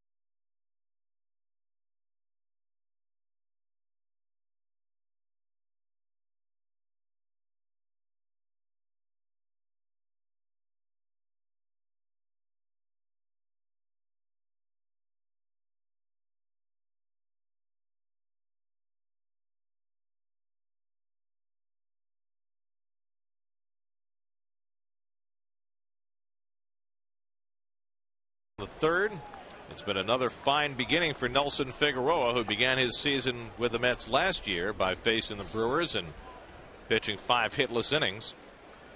Now he starts the 5th inning in a 1-1 game. Jeff Suppan will lead off and takes ball 1. Suppan sacrificed his first time. Nelson Figueroa, now 34 years old, out of Lincoln High School in Brooklyn. You know, I'm getting back to that story when Connie Mack broke up the Phillies. Connie Mack had also lost a lot of money in the stock market crash in '29. And there were some that said that he sold that team. Nice hitting to right field. He sold a lot of that. He broke up that team to recoup some of his losses, financial losses in the crash. And they called that team a $100,000 team. When he broke it up, that's what he got back. That was a big deal in those days. That was a big money deal then. So Suppan gets the leadoff hit, only the 3rd hit off Figueroa. And now Ricky Weeks, who had an infield single back in the 1st. They are waiting, I believe, for the jacket to emerge from the Milwaukee dugout for Suppan at first base, which is why we have the delay. You know, interestingly enough, when a pitcher goes in as a pinch runner and wants to put a jacket on, and it has happened against the Mets, can't do it. He can't wear a jacket. But he can wear it as a pitcher in the ballgame. Well, remember the time a few years ago, Dae-Sung Koo hit the double against Randy Johnson, and he had the jacket on, and he ran the bases and scored with a weighted metal ball in his pocket. Yes. Of course, he also slid to home plate head first and hurt his shoulder, and was never the same after that. Some would argue he was never the same before that. But that might be true. Weeks is 1 for 2. And he drives one down the left field line. Murphy cutting over, can't get it. It bounces away from him. Suppan heads for 3rd. He'll be held up there by Brad Fisher. A ringing double for Ricky Weeks, and the Brewers have 2nd and 3rd and nobody out. Well, he could not have caught this ball if he had taken the right route, but he did run across it. And then doesn't make a very good throw into the cutoff man. He missed the cutoff man with a kind of a screwball type throw. And there's your first bounce off that wall, Gary, of that angle going back towards Casey Stengel's number, retired number, and the ball caromed off towards center field. So 2nd and 3rd and nobody out. The infield back with the lead run at 3rd, and Corey Hart takes a strike. And that's very unusual, Keith. You know, normally the wall coming out of a corner kind of curves, right? But you've got a straight angled wall there coming from the delta sign at 335 and going out to where that, see where Casey's number is. Right before Casey's number it turns. Out to right field. Sheffield battling the sun, tagging at 3rd. Suppan. Sheffield stays with it. Suppan scores. The throw goes to 3rd. It's cut off.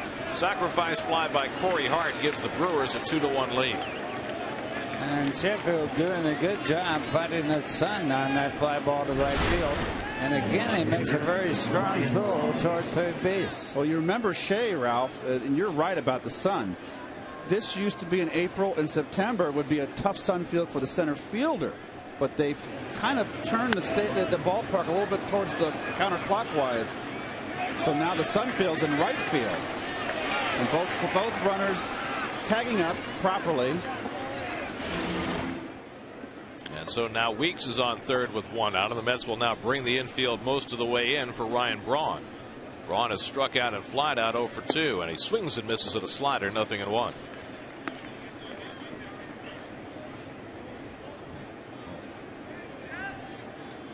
Well, Braun with an unusual batting stance, and I think it's a good one. That right elbow, and watch where he positions his right elbow. That's his top hand. It's like Cepeda used to. And the reason why you do that, if you're a strong hitter, is that from that angle you can get more bat speed when you bring it around from the set position. And he gets that right elbow in a cocked position, and it gives you a little more distance on your swing, and you get it around in a hurry. He holds that bat very high. Down to third. Wright holds the runner and throws out Braun, 2 away. It's a big out for Figueroa.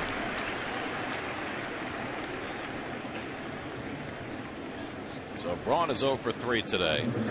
If you play golf and you don't want a flying elbow, although Nicklaus did have one, and he was one of the great players of all time, and probably the greatest player of all time, the argument would be Tiger Woods, but he kept that right elbow away from his body. Here's Prince Fielder, who drove in the first run with a ground out, and he takes a strike. Here's the swing, Ralph. Right here, you get that whip from that right elbow being in that position. I held my right elbow in the same position in my career. I always felt that Orlando Cepeda was very pronounced with the top hand elbow, back elbow, parallel to the ground. Always make your bat go straight up in the air. Yeah, you hold the bat in the upright position. A lot of players have it horizontal, and they cock it up to that upright position and get that same action on the bat. 1 and 2 to Fielder, and then for the other side, Joe Morgan used to. Oh, he used to pump it up there. Yeah. Joe had the. And he really got it up there high, and it was an outstanding hitter for a little guy with not a whole lot of power. He was the best second baseman I ever played against. He could do it pretty well, couldn't he? Fielder goes down swinging, and Figueroa minimizes the damage in the 5th inning. Third strikeout for Figueroa, but the Brewers take a 2-1 lead halfway through at Citi Field.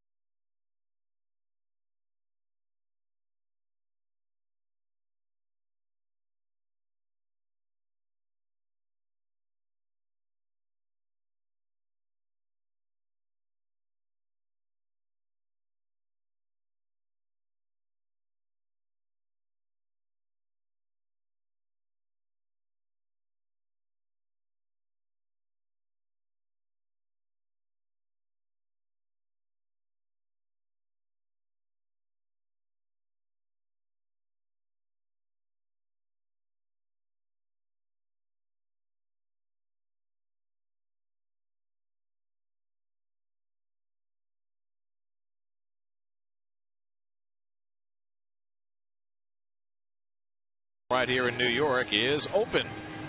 Be a part of the fun during the inaugural season at Citi Field with your 2009 Mets season tickets and plans. Get to Mets.com now for your tickets.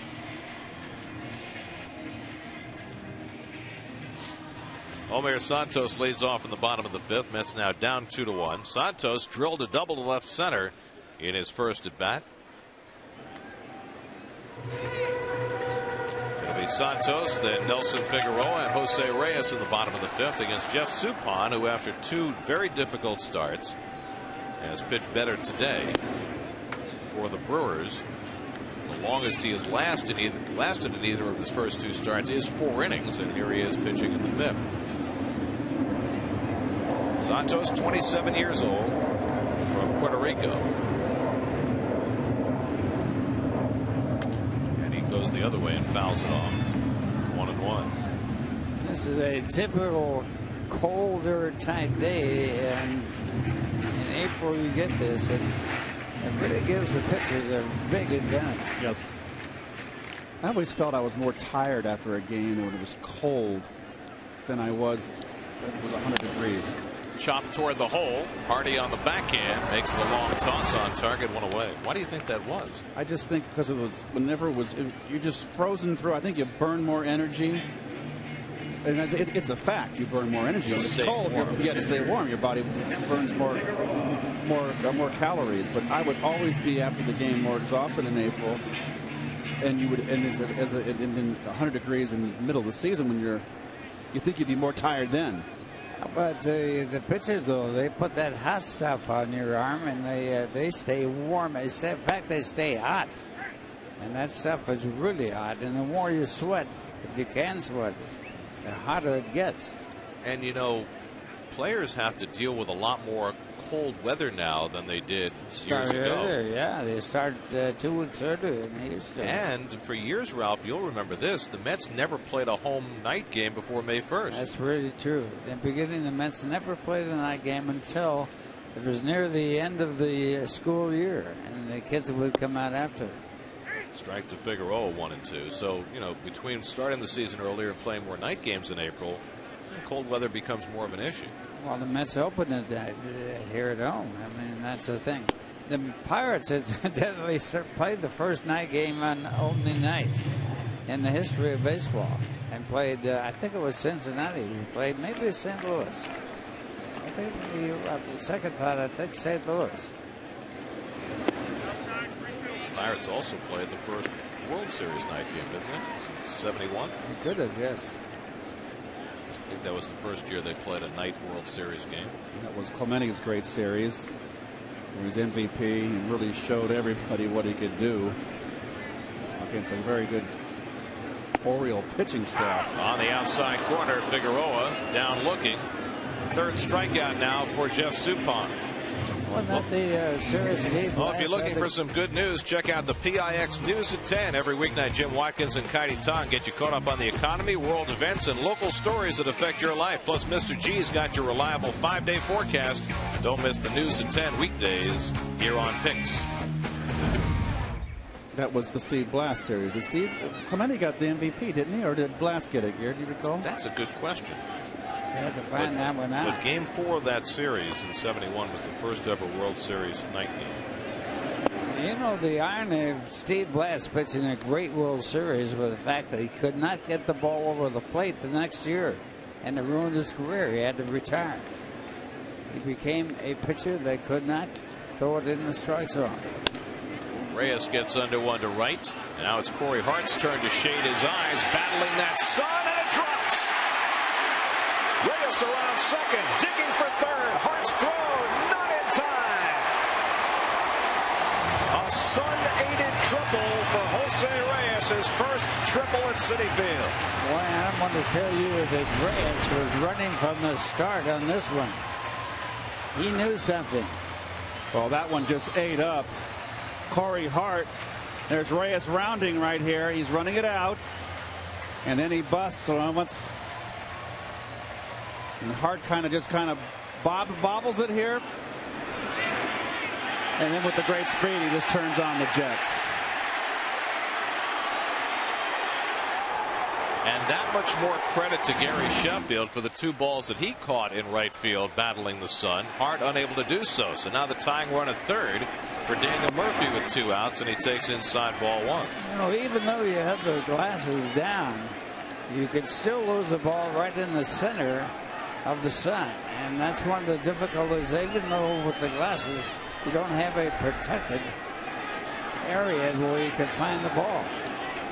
Murphy 2 for 2 today, and he grounds one right back to Suppan. So Suppan able to pick up his teammate and get the big out, and Reyes is stranded at third. 5 in the books now at Citi Field. Mets down 2-1.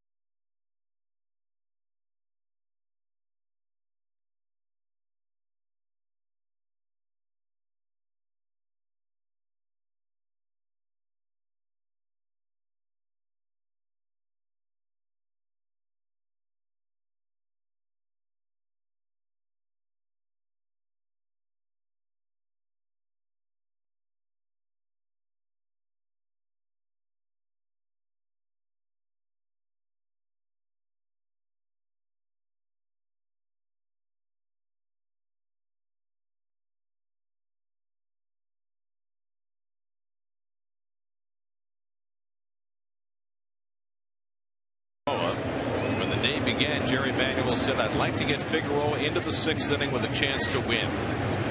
Well, here we are. J.J. Hardy takes a strike one. Hardy has struck out and grounded to third, 0 for 2. He hits one in the air along the left field line. Murphy over near the stands, but he runs out of room, or does he? Oh, they would have been caught, I believe, but a fan got it. Well, if the fan reaches over the plane, and they say he's out. They say it's fan interference, and they're calling it an out. They're saying it's fan interference. The third base umpire, Jim Joyce, is calling Hardy out on fan interference. Can they do that in a home game? Absolutely. Absolutely. If the fan reaches over the railing into the field of play and takes away what would have been a catchable ball, it is absolutely the umpire's discretion to call it fan interference. That's an awful assumption right there. A big assumption. It would not have been an easy play, that's for sure. Now, Ken Maka is out to argue the call, but Maka could have never seen it from where he sits in the third base dugout. No line on that. Didn't argue wrong, but he did question the umpire. But I agree with you, Keith. I think on a non-routine play like that, that's a hard one to call. That's a hard one to call. Absolutely. I disagree with you guys. I think that ball would have been caught easily. He was right in there. Okay. What was it? He had to reach out over the field by at least a foot. Cameron drives one to deep left center. Back goes Murphy looking up, and it's out of here. Mike Cameron with his fourth home run of the year, and he gives the Brewers a 3-1 lead. Clearing that 16-foot fence above the 384 marker in left center. So the former Met Cameron taking Figueroa deep, and it's 3-1 Milwaukee. Well, Cameron once hit 4 home runs in one ball game. One of the few ever did that. I believe it was about 14 of them. And this is a fastball, and he just got it all. And that high fence didn't bother that with him one bit. So now Bill Hall, and he lifts one foul. So after the Mets get the call on the fan interference, Cameron comes up, and on the very next pitch takes Figueroa deep, and the Brewers have a 2-run lead. Well, the big difference was the fan that caught that ball in the outfield was in foul territory and back of the fence. When you reach out of the field, it's a different story.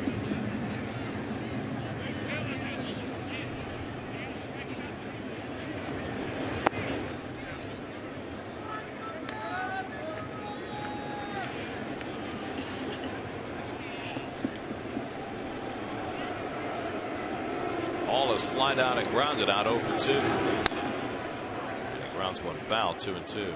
I don't think we should have an issue with fan interference on home runs, because up above that fence there is a railing. It would be tough, I think, for a fan to reach over to the yellow line. You see the fan who interfered with the ball and got called for fan interference. Surprised he's still in the ballpark. Well, the umpire said he could stay. I guess so. Got a put out. Helped the home team as it turned out. He got credit for a put out. Hit the third for Wright, and the overhand throw gets Hall for the second out. Keith, you notice Wright throwing more overhand the last few throwing days? more overhand and letting it loose. And you see Brian Stokes up in the bullpen. Gary, I just noticed that the other day, and they've obviously told him, stop aiming the ball over there. Let it loose, and once it's out of your hand, there's nothing you can do about it. And his throwing now is so much more improved the last 2 games. Well, the only problem he ever had, I thought, was throwing. Well, he certainly made some spectacular plays the last few days with his glove. Ball 1 to Jason Kendall, who's been hit by a pitch and grounded to short, 0 for 1.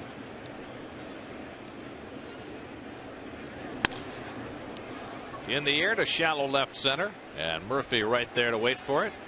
Side retired, but the Brewers add a run as the former Met Mike Cameron cracks one over the high fence in left center. 4th of the year for Cameron, and now the Mets down by 2 coming up the bottom of the 6th.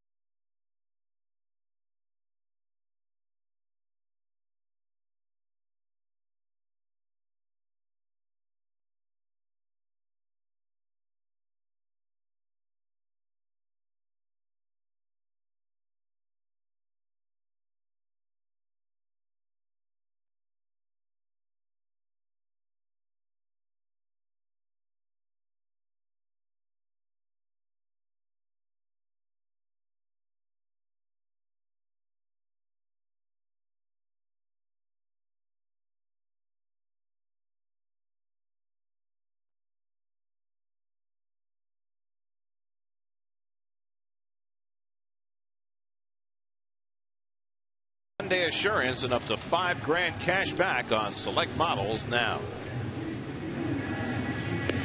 Nelson Figueroa, 6 innings, 3 runs, 5 hits.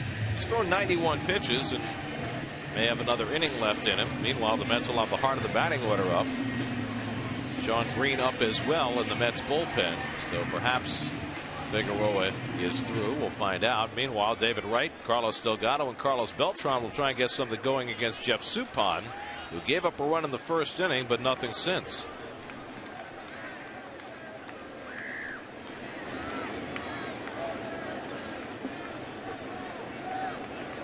Wright is 0 for 2, struck out, hit into a fielder's choice, and he grounds one to shortstop right at J.J. Hardy. 1 pitch and 1 retired in the bottom of the 6th. You know, Gary, one thing I noticed about the baseball parks today, all the stadiums, at least in the National League, there's no such thing anymore as a bad infield. All the infields are beautiful, and there are hardly any bad hops. They're so well kept. And there were some ballparks that had terrible infield. San Diego, Atlanta had a terrible infield. It scared the hell out of you. Heck out of St. Louis. Well, and the old ballpark is the worst park I've ever seen. They had 2 teams that played there, the Browns and the St. Louis Cardinals. Sportsman's Park. Sportsman's Park, and it was the worst thing I've ever seen. They had no grass. Rocks all over the place. Marty Marion, the shortstop, would spend his whole time at shortstop picking up rocks and throwing them off the field, off the dirt part of the infield.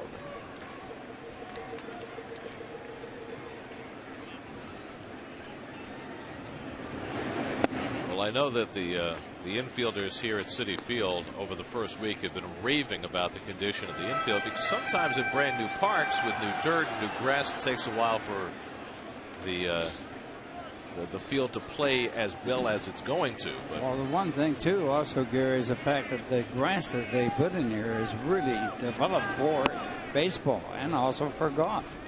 You don't see any bad greens anymore. I mean, in golf, they are putting in greens that are immaculate. And there used to be dirt on the greens and spike marks and everything else. Well, golf originally started, they used to play in the pastures. Well, they had sand greens at one time. Guys, it also helps for the immaculate drainage they have here. They have this system underneath the field called a sub-air system, and picture it essentially like a giant Hoover. There's one big pipe down the middle, and then with a bunch of kind of tributaries off the pipe. And what it does is, in some senses, it acts as a vacuum when it rains to suck all that rain out. And then in the cold weather, it could do the reverse, and it could actually pump heat to the roots of the grass. That's why even early when this field was put in, it's always been green. It's really kind of pretty futuristic device, but part of the reason, not so much the dirt, but why the grass in the field is in such good condition. that's a great point, Kevin. They were able to grow grass here all through the winter and really strengthen it. And it is in marvelous shape in April. Only better than your lawn at home. 2-2 to Delgado on the inside corner. Strike 3 call. Pretty good pitch right there. And Suppan just continuing, Ralph, to pitch lefties inside. And I can't blame him with this lineup. You've got to pitch that man inside. He's too strong. And that ball right on the inside corner, as Delgado thought it was going to be way inside and pull off the ball. 4th strikeout for Suppan, and 3 of the 4 had been looking. So now Beltran is walked and flied out. There's a way to counteract that. You back off the plate. You have to move around that batter's box. Or you can look in. Or you can look in, but at the same time, if they're going to be on that inside corner, you might as well get away. Do guys move around in the box anymore? Not very many do. Very few do. And at one time in baseball, way back when, they moved all around the box. And when a curveball pitcher is pitching, they move up in the batter's box. But some of the hitters, like Rogers Hornby, stood in the very back end of the box, away from home plate, and double steps into the ball. What do you mean by double step? He took 2 steps. You're kidding. Really? Moved the back foot up and then into another position, and then went to right center. He's one of the greatest hitters of all time. All time. For 5 years, they averaged 400. Sean Casey used to kind of walk in toward home plate, didn't he? Yeah, but he's moved his back foot forward, then his right foot. I'd love to have seen that. How about Bagwell? How about his stance? Beltran shoots one up the middle past Hardy, and a 2-out single for Carlos Beltran will get the tying run to the plate here in the bottom of the 6th. The 6th hit for the Mets. Sheffield had a very good at bat his last at bat, even though he was called out, struck out swinging. He still had some vicious cuts. And seems to be starting to swing the bat better. Gary's 0 for 2 today, 1 for 10 to start the season. The one, that historic 500th home run here on Friday night. Tying run at the plate in a 3-1 game. Suppan about to throw his 90th pitch of the afternoon, which is pretty good considering he threw 33 in the first inning. It's kind of interesting. Here we are, the 12th game into the season, and Carlos Beltran has not attempted a stolen base yet. Well, it's very interesting you say that because Keith, Jerry Manuel was just talking this morning, and I didn't get the chance to talk to Carlos about it. He said Beltran has had a tight quad that's been bothering him for a couple of weeks. Clearly, it's not keeping him off the field, but it might be affecting him in terms of stealing bases. Of course, yesterday he had third base stolen, but fly ball was hit to left field and he got doubled off second base.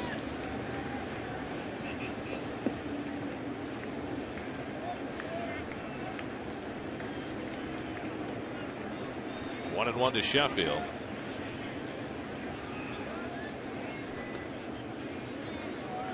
Ralph, we've talked this spring about Sheffield with the waggle on the bat at age 40. Is he going to have to compensate at this point in his career? Well, it depends. When he plays enough games where he's really in perfect shape, he might not have to. But if he is still behind the ball, he's going to have to do that. Lines by the left field. Braun moving back. It's over his head. Up against the wall. Beltran races to third. Braun got a great carom, and so Beltran's going to have to stop. Sheffield into second with a ringing double, and the Mets on the tying runs in scoring position for Tatis. Well, this ball was a bullet that he hit the left field. This ball's in the air, Ralph. It's out. Oh, no question about that. It was a line drive all the way. And he got a good bounce off that wall. That's the difference between that flat wall and the angled wall. If it had been a little to the right, it would have bounced away from him. He would not have caught the ball, but the bounce came off of the straight part of the fence. So we're going to see a lot of that this year.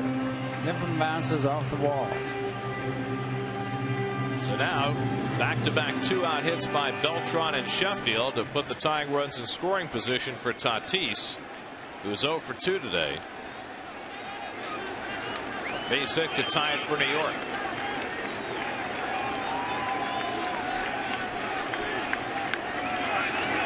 Tatis fouls it away, 0-1. Good cut on that slider.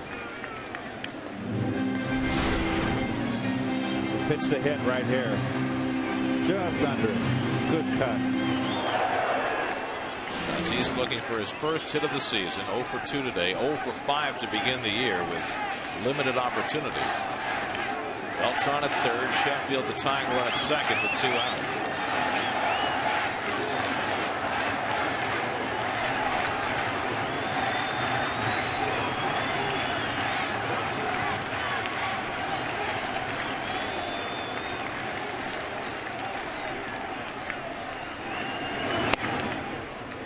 To Tatis.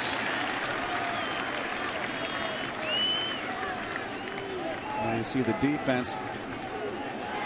Hart pretty shallow in right field, but that wind we said is blowing in from right today. Pretty much straight up. Infield playing back deep as they should. Remember the sun in right field that cost Hart in the last inning. Unable to catch Reyes' ball that fell for a triple. 1-1. Tatis pounds one off the plate, a foul ball. 1-2. Suppan knows how to pitch. He pitches inside. He knows exactly what he wants to do. And he had him topped out at 88 miles an hour, Gary, on the radar gun. And that's a case. If Suppan could throw 92, 93 miles per hour, he'd be a 15, 18 game winner every year.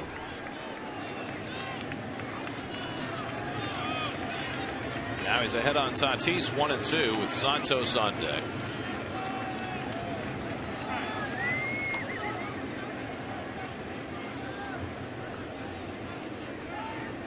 Tatis last year with 2 strikes was as good as anybody in the league. The 280 with 2 strikes, which is extraordinary.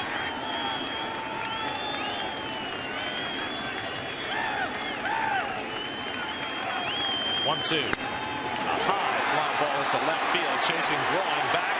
He has room on the warning track to reel it in to end the inning. Tatis making a bid, but Braun able to grab it, and Suppan works out of trouble in the 6th inning. We head for the 7th. Still 3-1 Milwaukee.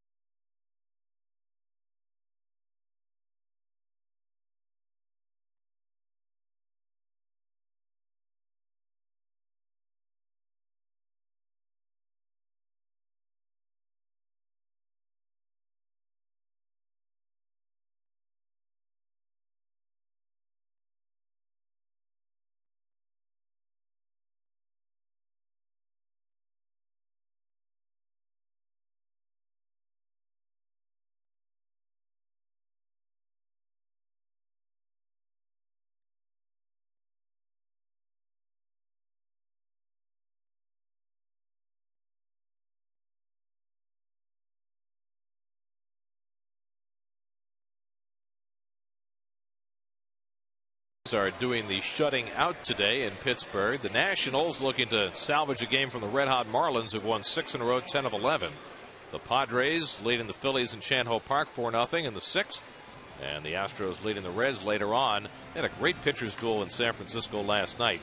Tim Lincecum and Doug Davis each threw 8 shutout innings before the D-backs won it in the 9th. And there you see the rest of the schedule. Cards and Cubs have the Sunday night game. Well, Ralph, I think he just missed this one, didn't he? He sure did. It was a matter of about 2 inches on where the bat met the ball. If it had been a little bit faster, he would have had a home run easily. Incidentally, speaking of Chan-Ho Park, Tatis hit 2 Grand Slam home runs in 1 inning at Chan-Ho Park, something that's never been done before or since. He was facing the wrong pitcher today. Sean Green on to pitch in the 7th inning. Throws a strike to Jeff Suppan, 1-1. Sean Green pitched his last time out in the first game of this series. He went 1 2/3, 1 hit, no runs, with 2 strikeouts, and he has been outstanding so far in this young season. As has the entire Mets bullpen. They lead the majors in bullpen ERA. Slow grinder hit by Suppan. In comes Tatis' first difficult chance of the day, and he handles it perfectly. 1 away. When he played second base one other time, he got no chances. That's the way to play second base. But right here, his first chance for the New York Mets. They say you can't hide a guy. He's been able to hide. They also say that ball will find you. Has a way of finding you. Luis Castillo getting a day off today. Mets have a day off tomorrow, and Jerry Manuel trying to keep Castillo fresh and keep that hot start going. Oh boy, he's hitting 400. Got the big hit, the game-winning hit the other night. First game of the series. Louis is a good guy. I'm happy for him off to this hot start. He's right in the middle of things yesterday with a couple of hits. Ricky Weeks takes ball 1. Weeks is 2 for 3 today. An infield single in the first, and then he doubled in the 5th that led to the go-ahead run. Brewers with a run of the 5th, a run of the 6th against Figueroa, who did a very nice job today filling in for Mike Pelfrey. Figueroa threw 91 pitches over 6 innings, allowed 3 runs, 5 hits, 2 walks, 3 strikeouts, a hit batsman and a home run. And as Jerry Manuel said, we're looking for 6th to keep us in the game. That's what he did. Now the Mets need to do some scoring. 2-0 to Weeks and a fastball strike, 2-1. And that will go as a quality start, a new thing that they put in the baseball for pitchers. It's great for the agents. Did they get 10% of the quality start? Maybe 8.5%. He had something to do with it, not the agent.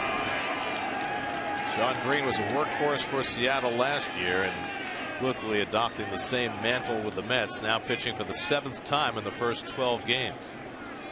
And as Keith mentioned, he got 5 outs on Friday night. Swing and a miss. He struck him out with the fastball. So Green gets Weeks 2 down.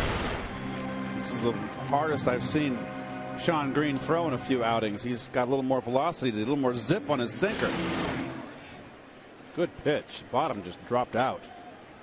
So 2 out and nobody on. Now Corey Hart, who's had a nice day at the plate, walked, singled, stole a base, scored a run, sacrifice fly. Not quite as easy for him in the field, where he lost a triple in the sun. And Green misses away with the sinker, 1-0. And Green has that peculiar motion and delivery.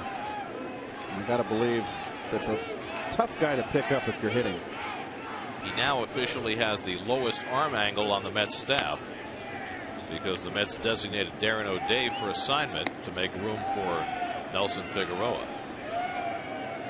O'Day now will be offered back to the Angels because he's a Rule 5 pick, and if they decline him, then the Mets will try and get him through waivers. But I have a feeling that the Mets will lose O'Day.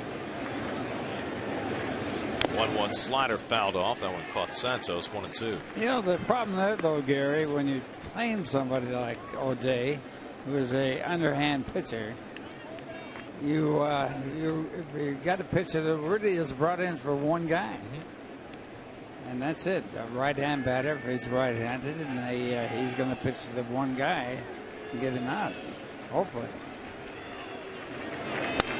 Line left field, base hit for Hart, his second hit of the day. Murphy was playing very deep, charges and keeps him at first. So that's the 6th hit of the day for the Brewers. Oh, hanging slider. Nice hitting by, got a little out in front of it. Dan Warthen heading out to the mound to talk to Green. You saw Feliciano up in the bullpen with an eye toward Prince Fielder, so this would likely be Green's last batter. Let's check in with Kevin Burkhardt. Kevin? You know, guys, here's Ryan Braun coming up in a big spot, and in the offseason, his is a little bit different than most. He spent a lot of time in New York because he started his own clothing line called Remedy. He has a friend who owns a clothing line. It kind of gave him the basics. He was always interested. And a guy that grew up in Southern California, went to the University of Miami. He's got a lot of fashion mixed in there, and he's got his office in the Trump Tower in New York. So he said, I was like a regular guy. I was in the office. I hired people. I fired people. So it's been a strange offseason for him. He's now out of the office, guys. You can see a big spot for him right here. Does that mean he's going to be opening up a store next to Alyssa Milano's here at Citi Field? I don't know if that would fly quite like Alyssa Milano's store, guys. Well, he can fire guys, so he learned something from Trump. There's no question about that. Braun with a swing and a miss at the sinker, 0-1. Well, let's see. He grew up in Southern California, went to school in Miami, working in New York. The only corner he hasn't been in is the Northwest. Chicago. Next stop, Seattle. Yeah, Seattle will be a pretty good spot. A lot of rain up there. You can do raincoats up there. There you go. 1-1 to Braun, who's 0 for 3 today.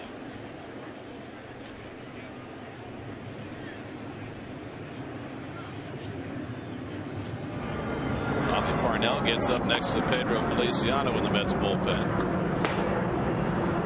No days off for catchers. Ramon Castro warming up the pitchers out there.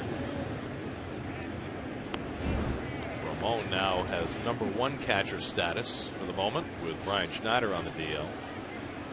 Holding Hart close. Hart stole a base back in the 3rd. Wound up scoring the first run for the Brewers. And he got a big jump when he had a stolen base. He's had 23 steals each of the last 2 years. Going away to Braun, 2-1. Ryan Braun, 37 home runs last year, only the second player ever to hit 30 or more in each of his first 2 seasons. And a guy who hit 50 a couple of years ago waiting on deck. Only Albert Pujols before Braun had hit 30 his first and second year. Good sinker by Green. It's 2-2. And you notice Braun there. We just showed that shot of Ryan there from the side. He's a guy that stands at the plate and keeps his feet close together. A lot of hitters are real spread in their stances today. He goes against the grain. He's about shoulder width with his feet. Most hitters want to keep their feet far apart. And a swing and a miss, and Braun down swinging. Second strikeout of the inning for Sean Green, who turns the Brewers aside. 7th inning stretch time, 3-1 Milwaukee.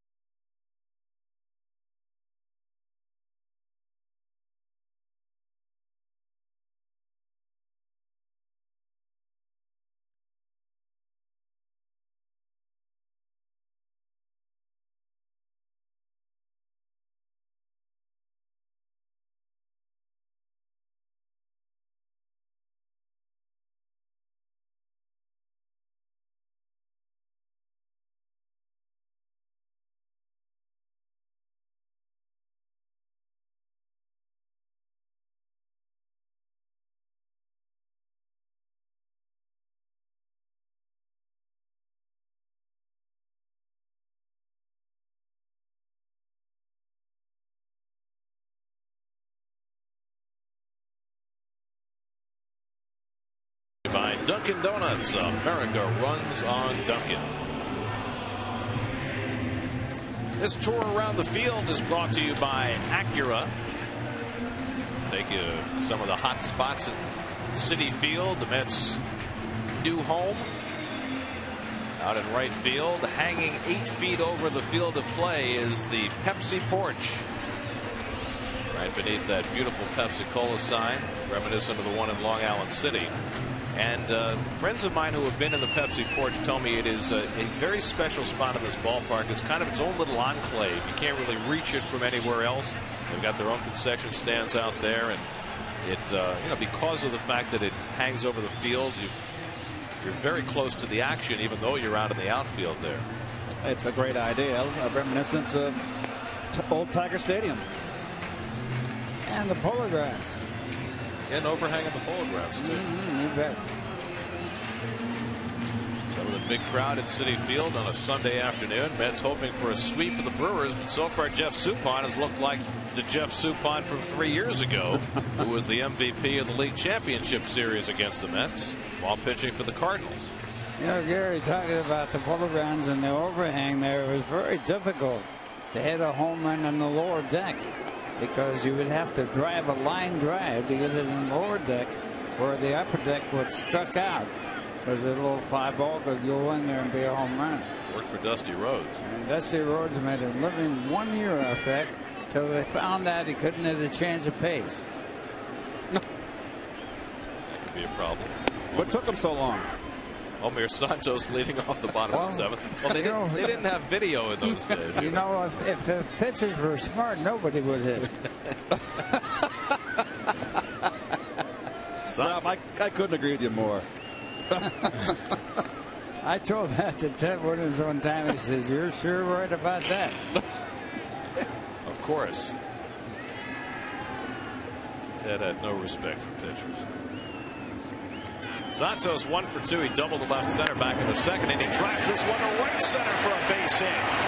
Hart gets over. He can't cut it off. Neither can Cameron. So Santos will take a turn at second and head for third. Omir Santos with a 3-base hit.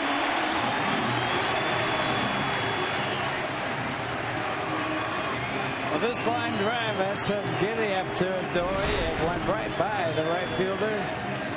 Oh, and also by the center fielder. Boy, that ball was hit hard. He's got some power. Goes that way nicely. Cutter up, and he's got the good wheels. Corey Hart playing a shallow right field all game, the entire game, because of that wind blowing in. And they got burned there. First major league triple for Omir Santos. In 8 minor league seasons, he had 3 triples. But now he's got one here at Citi Field, and Ryan Church will come to bat as the tying run. Ken Maka's on his way out of the dugout. Suppan starting the 7th inning. He's thrown 99 pitches. Gives up the triple to Santos. And we'll see what Maka decides to do here. It looks like he's going to take the baseball. So Suppan is done after 6 innings plus. The Brewers will go to the bullpen, and this call to the bullpen is brought to you by McDonald's.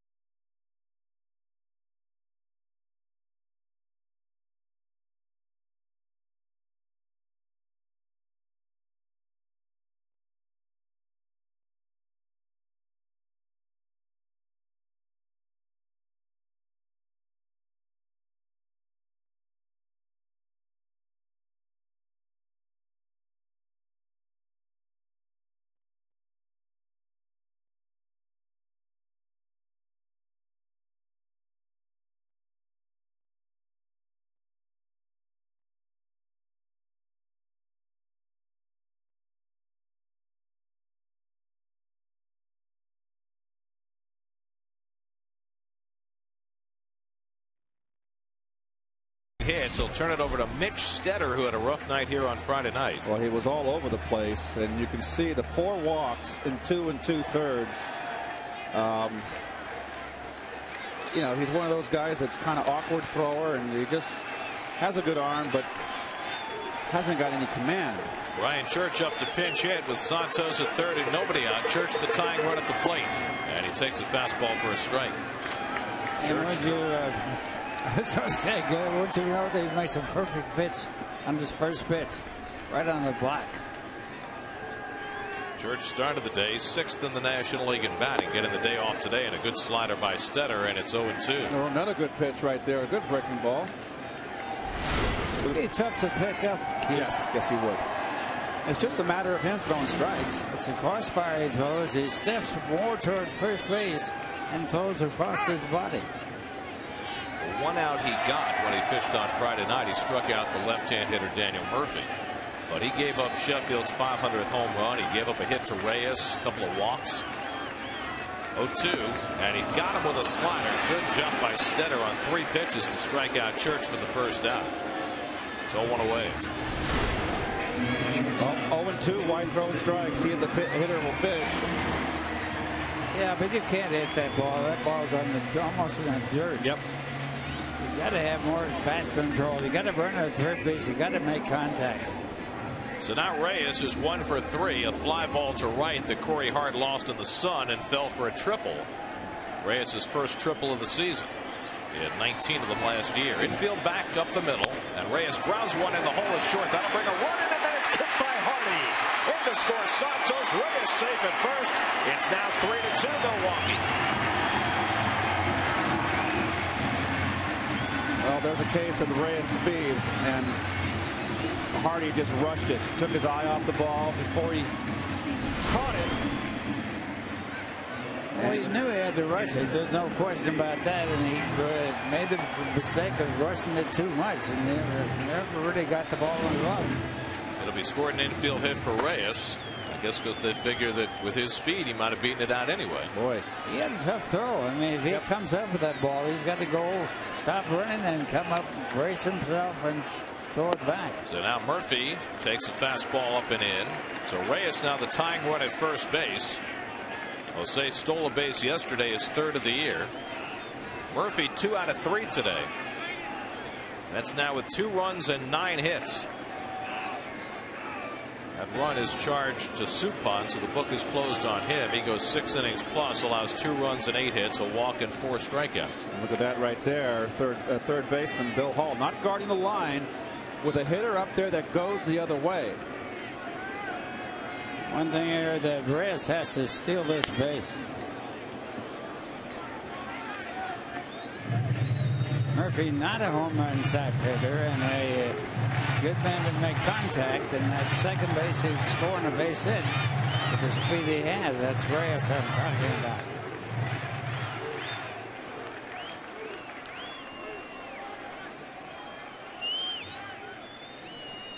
One and one to Murphy, and a toss to first. He hasn't shown him his real move yet. He's tossed over there twice now, and it's been just a excuse me toss over there to make sure you know I'm here. Question is, does he have a better move?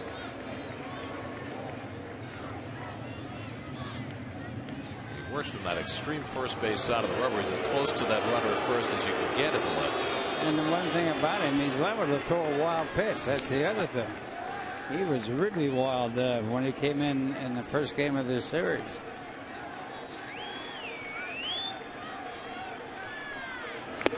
And Murphy takes a strike with a slider, and it's 1-2. Well, he certainly looks like he has a lot more command today than he did on Friday night.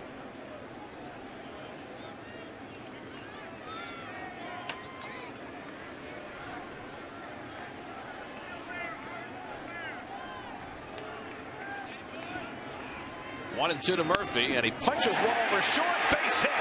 Murphy's 3rd hit of the day. Reyes pulls him at second, and now the Mets on the tying run in scoring position for David Wright. Well, this was an emergency swing right here. You got to shake your head if you're the pitcher. And there's the little bloop in the left center field. That was a backup slider inside that Murphy has showed great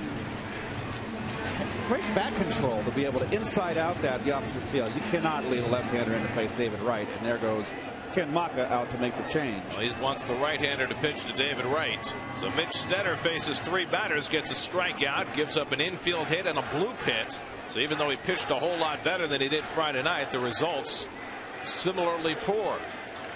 So Jeff Suppan is done.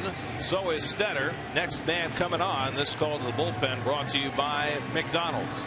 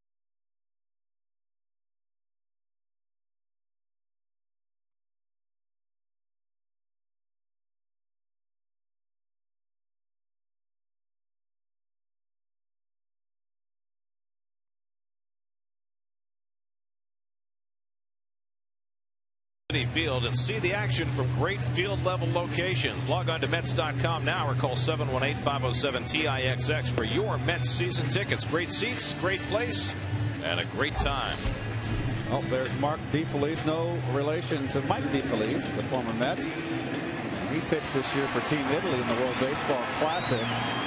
He is off to a very good start for this club in the bullpen.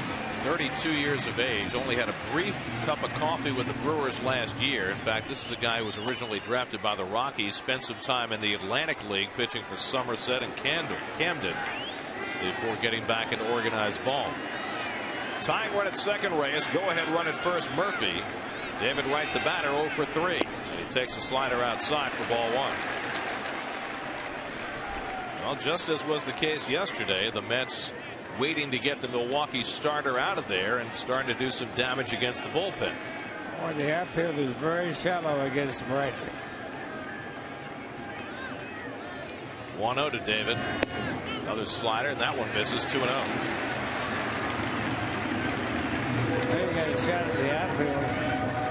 That fielder way in, and the center fielder also way in.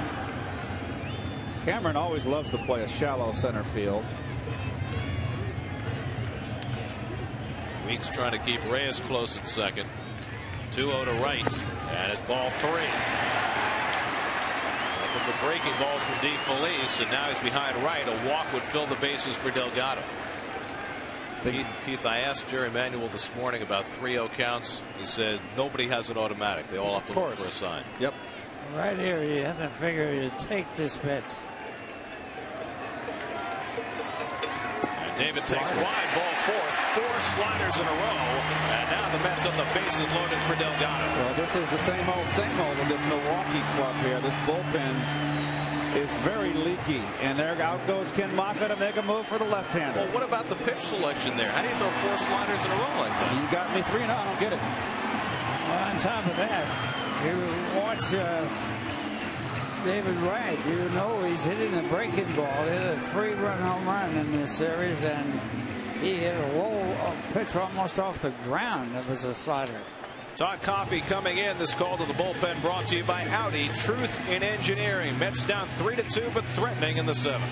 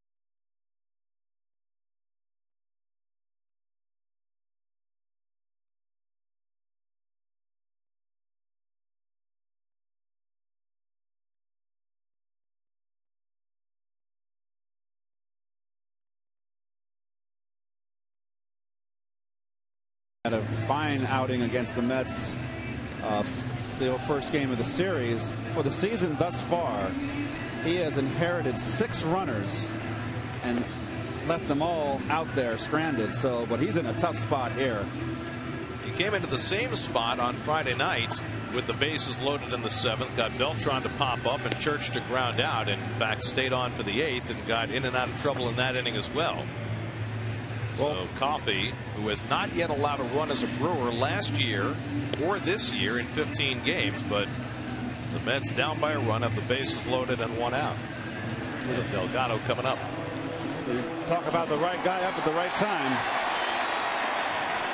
Carlos is 1 for 3 today. Drove in the Mets' first run with a double in the first. Pedro Feliciano getting ready for Prince Fielder, who leads off the 8th for Milwaukee. Delgado with 13 career grand slams. Bats here with the bases loaded. Tying run at third, go ahead run at second.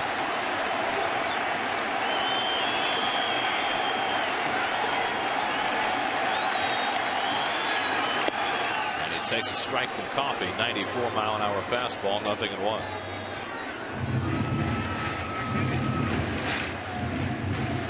Well, Delgado didn't like that call by the home plate umpire, Bill Miller. Delgado did not face Coffey in that first game of the series. 0 for 1 against Coffey in his career. Back to the mound, off the glove, but he recovers with the bare hand. Kendall, the relay double play. How about that? 1, 2, 3 off the glove into the bare hand, and Coffey starts the double play to end the inning. Mets get a run, but a run shy. What a play by Coffey.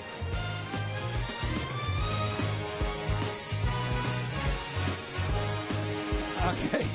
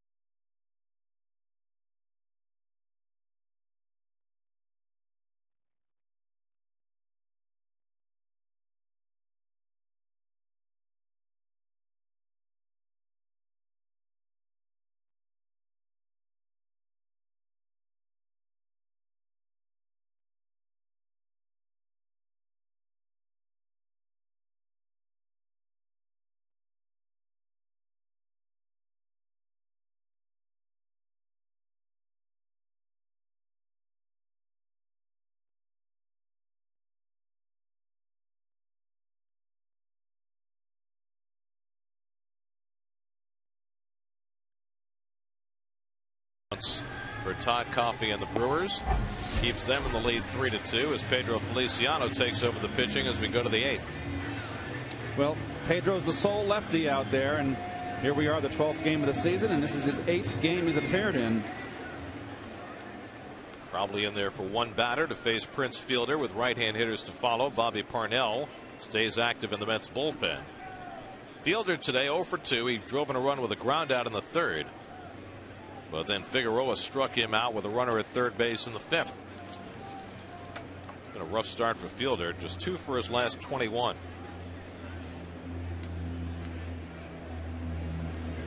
Three to 2 Milwaukee as we start the 8th, and Fielder jumps out of the way 1-0. You can see Fielder, Ralph, he's lost, I'd say, at least 20 pounds. He's much thinner this season. Well, his dad was bigger than he was. Not last year. Pretty close. Well, last year they complained that his power was down because he became a vegetarian. He went from 50 home runs 2 years ago to 34 last year. Now they'll complain that he lost too much weight.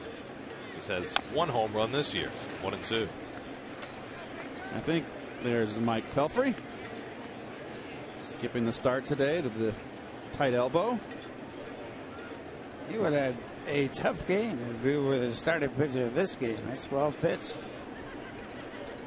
Well, Nelson Figueroa did a nice job in Pelfrey's stead, going 6 solid innings, allowing 3 runs and 5 hits. Sean Green a scoreless 7th. 1-2 to Fielder. Late swing foul.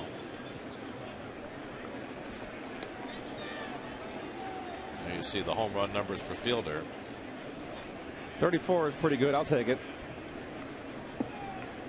Father-son combination, both hitting 50. That's never happened in baseball. Not even the Griffies. Oh. 1-2. Got a foul ball. Of course, Ken Sr. was not the home run hitter that Ken Griffey Jr. became. One time, I was going to say, one time he sat out the last game of the season thinking he had a batting title, and he didn't have. He lost the batting title by sitting out the final game of the season. No Ted Williams, he. No, Ted, what, 6 for 8 in a doubleheader. That's right. To go 406. Struck him out. Feliciano gets Fielder. One away. Here comes Jerry. So his assignment done. And done nicely. I feel like Ed McMahon. Here comes Jerry. This call to the bullpen brought to you by Audi. Truth in Engineering. Bobby Parnell coming on to pitch. 3-2 Milwaukee.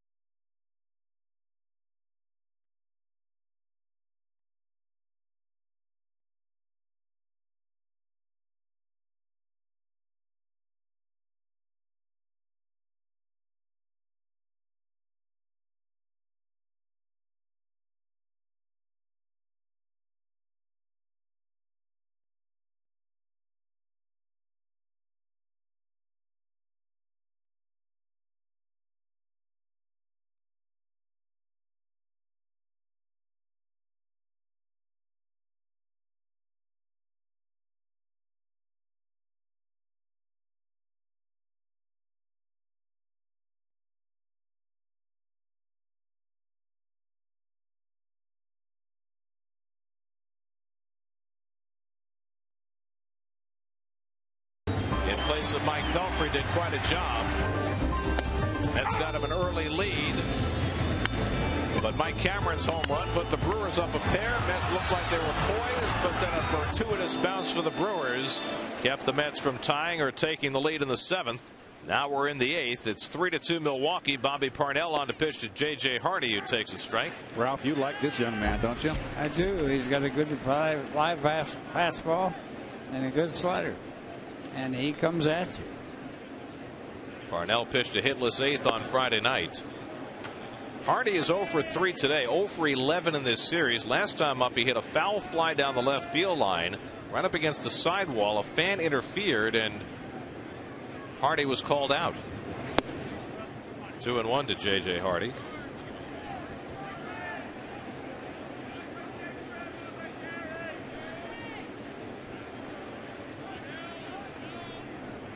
Mike Cameron waiting on deck. You give the put out to the fan or to the left fielder? Well, in reality, to the fan, but I guess in the scorecard, probably it's an F7.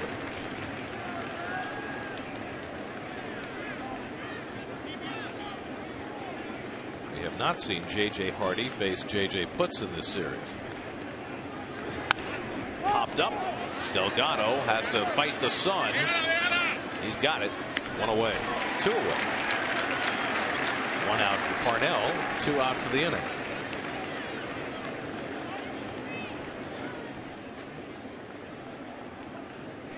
So Mike Cameron will come to bat. Cameron last time up clouded one over the 16-foot fence at the 384 mark in left center for his 4th home run of the year. And that's the difference in the ball game right now. That was the 3rd Milwaukee run.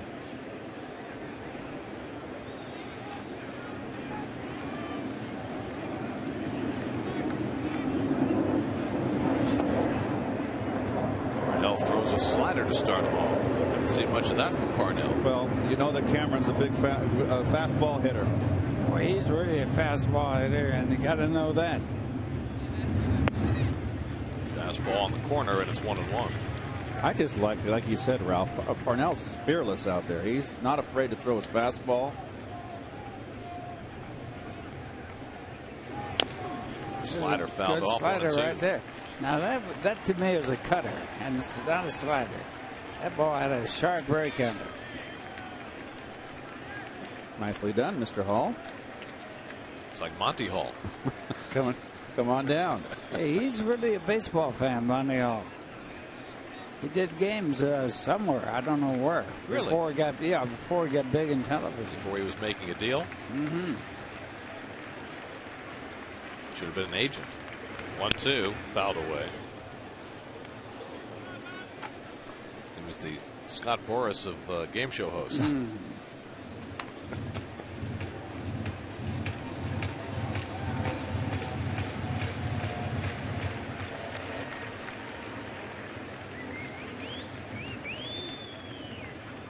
One and 2 to Mike Cameron.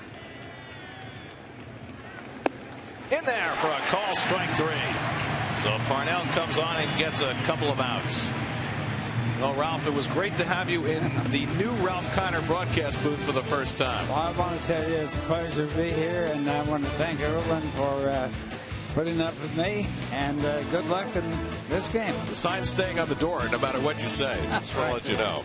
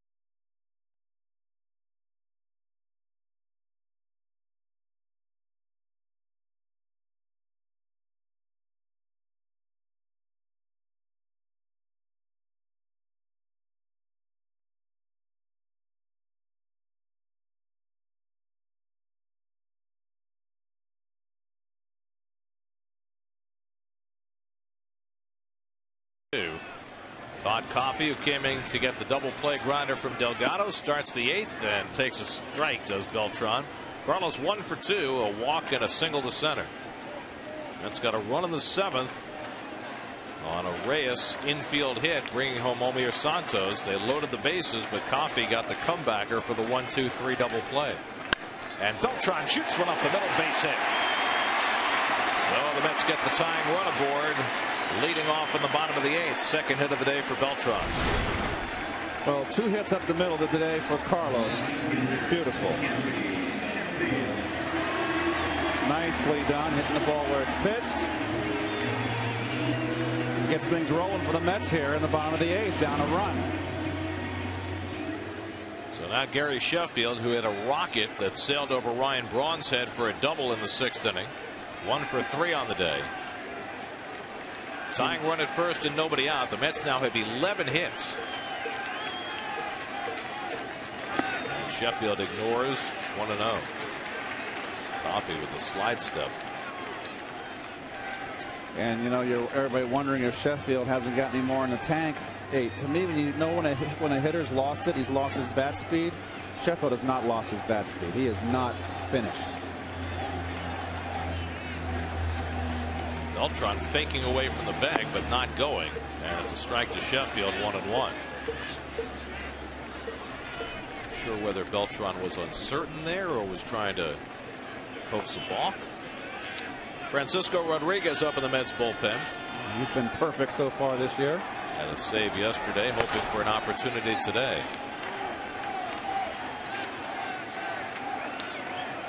1-1 to Sheffield. And there's a strike. Good pitch by Coffee. 1-2.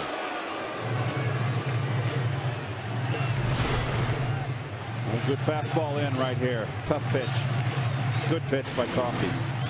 Coffey's been the best relief pitcher for the Brewers. It'll be interesting if he gets through the 8th to see who pitches the 9th. They don't really have a closer with Trevor Hoffman on the disabled list. Look how he looks a runner back over at first. Very peculiar. Kendall moves away, and the slider. He tries to hold the swing, and Sheffield stopped it in time. Brian Runge with a call. 2-2. Good slider. Did not.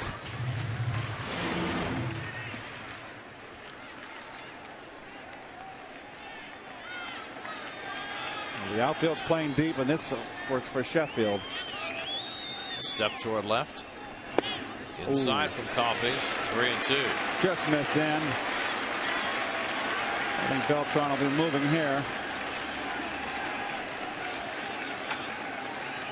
Ken Maka trying to patch together his bullpen until Trevor Hoffman is healthy. He's on the disabled list with a strained oblique through a bullpen session here yesterday. 3-2, nobody out. Beltran not going, and it's inside ball 4, and the Mets have 2 men on.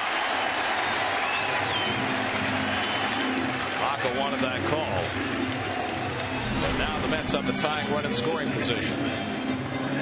I tell you what, that's as close as it gets. Let's say inside or high. Boy, the catch. You see Kendall didn't even move his glove, but he didn't beef. It's a tough call for Coffee. Mets will take it. Do you bunt here with Tatis? You got Santos behind him. Santos had a good day. You also got your bench. You can pinch hit. You've got Reed, Castillo, or Cora from the left side of the plate. You bunt over here in the bottom of the 8th inning and put the tying and go-ahead run in scoring position. I couldn't second guess that move.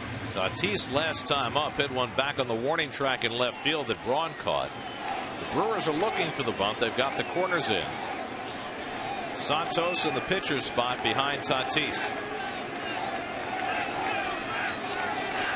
That's down by a run in the 8th. Not bunted. And he takes it away, and he went around. Oh, wow. That's a strike. I did not think he went around at all. Let's see. Geez, I tell you, that's just not a swing in my book. A rough call from Brian Runge. I thought the pitch was a strike, though. So it's like splitting the baby. How do you do that? You don't. That's why King Solomon was so wise.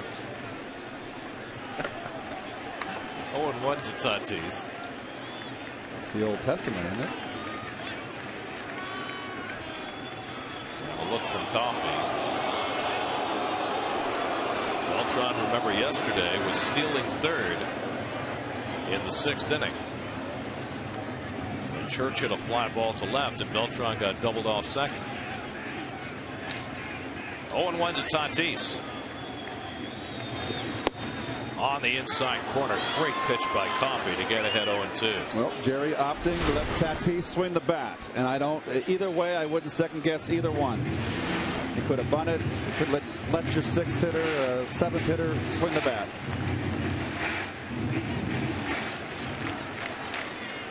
Coffee is worked out of all sorts of trouble in this series already. 3 times he's faced the bases loaded, has not given up a run yet. Now first and second and nobody out. 0-2 to Tatis. Chased a slider, strike 3. That's the first out of the inning. Well, that's all set up with that fastball in. And then Fernando gets behind the count and goes fishing for a bad slider. Coffee, let me tell you, he's impressive. And a good job by Kendall to block that pitch in the dirt. Otherwise, runners move to second and third. So now here's Santos. First start for the Mets. He doubled to left center in the second. He tripled to right center in the seventh. Santos had quite a first 3 days with the Mets. Jeremy Reed out on deck to pinch hit for the pitcher Parnell. First and second and 1 out. 3-2 Milwaukee, 8th inning. And Santos takes low and inside, ball 1. First day, Santos batted in the 9th inning, had a ground out that set up the winning run. Yesterday, he pinch ran, scored the Mets' only run, and then threw out Ryan Braun to end the game. Today, getting his first start, he has a double and a triple. It's making an impact in a hurry.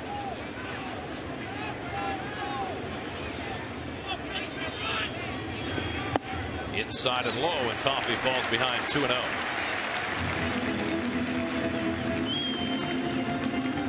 Brewers bullpen so far this year has only 1 save and 4 blown saves.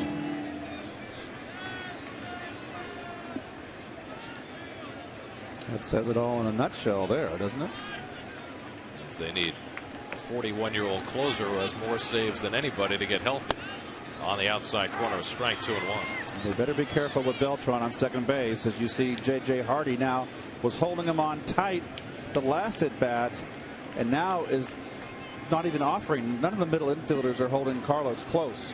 Carlos was dancing on that last pitch like he was thinking about it. Now Hardy taking a look at him. Yeah, he's got to open up that hole for Santos as he makes a run to the bag, and Coffey steps off. That could have been a setup right there, you know, just tantalizing Beltran, thinking that, okay, they're leaving me alone. Cannot let him get the big lead and steal third. 2-1 to Santos. Inside, ball 3. I almost believe that Coffey here is a little bit worried about the steal, and you know, he's just got to focus on throwing strikes. At least he doesn't have to decide which shoulder to look over at second base.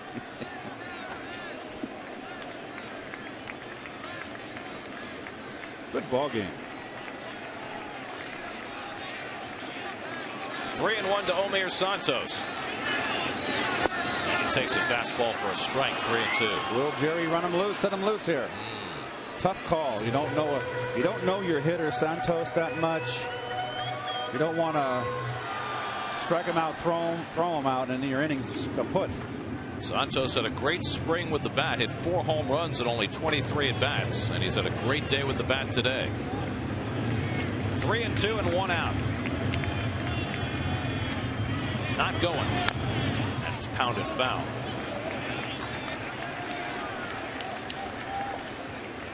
You got to believe Coffey's got to just stay inside, and Santos has shown he can go the other way.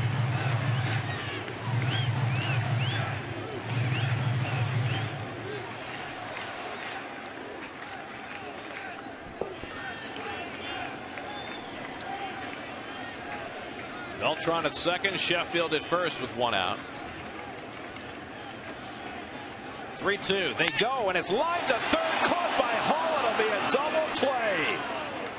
He slapped the tag on Beltran. Inning over. They didn't go on the first 3-2 pitch. They went on the second, and it cost the Mets as Santos lines into an unassisted double play. Still 3-2 Milwaukee.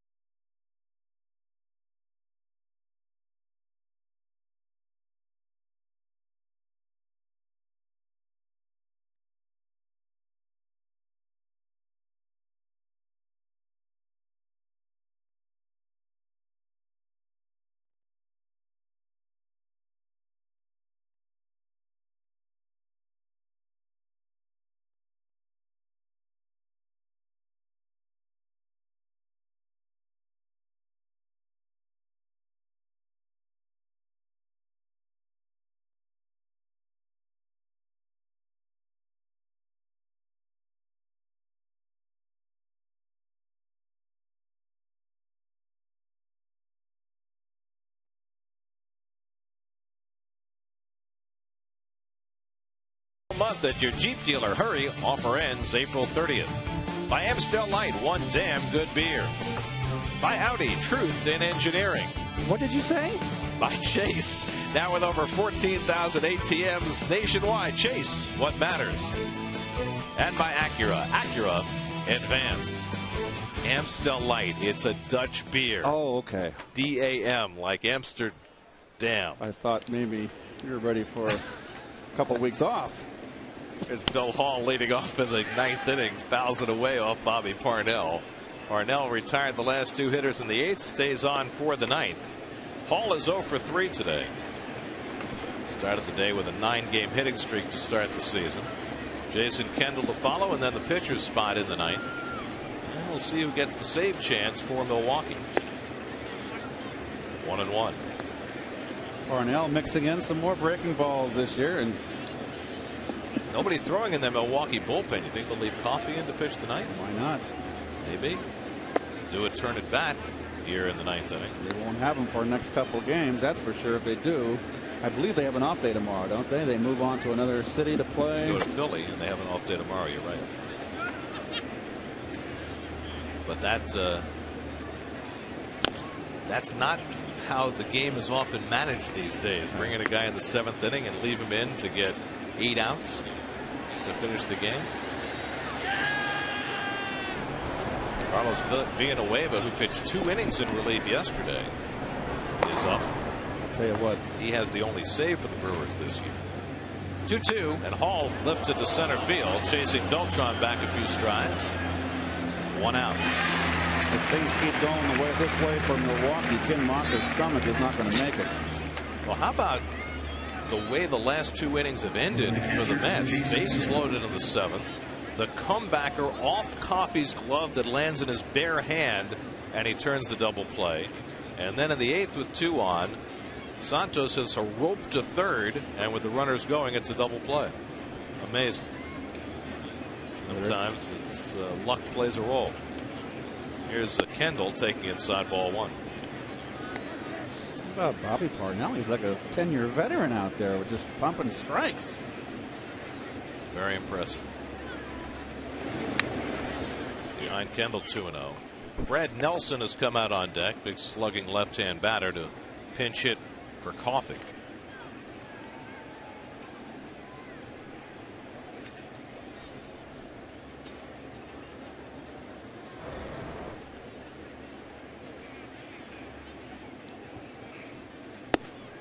And now he's behind on Kendall, 3-0. Just as I say, pumping strikes like a 10-year veteran. He goes 3-0 on a 100 hitter. Here's a strike, 3-1. Kendall was hit by a pitch in the 2nd, 0 for 2 today, 3 for 30 to start the year. Grounded toward the hole, past right. Reyes on the backhand, bobbles, and the throw too late. There'll be an infield hit for Kendall.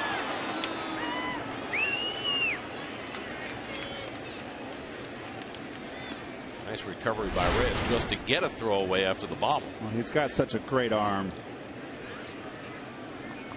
And he is as fine a shortstop defensively in the game as there is. Now Ken Maka has called Nelson back, and instead he's going to send up Coffey to bunt. So maybe he will pitch the 9th. He is going to pitch the 9th. Or at least start it. He is going to close if he can.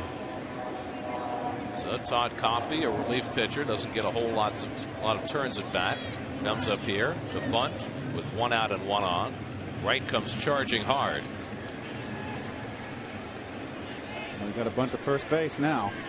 David was about 40 feet away when Tom was called. Now backing up. Coffey brought his bat back as if he was to swing.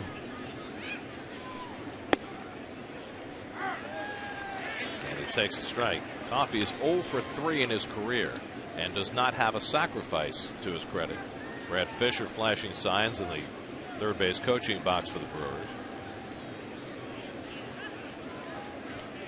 Here comes Wright.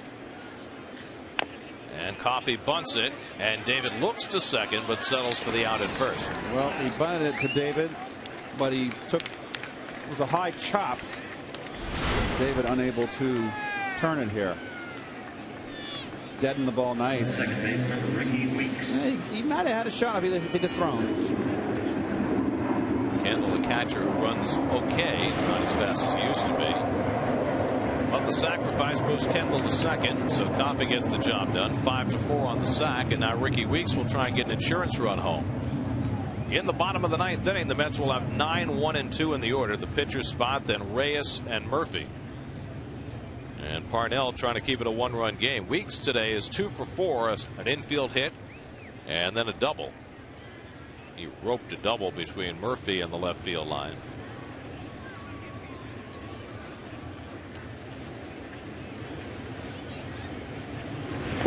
He in the dirt. Good stop by Santos. 1-0.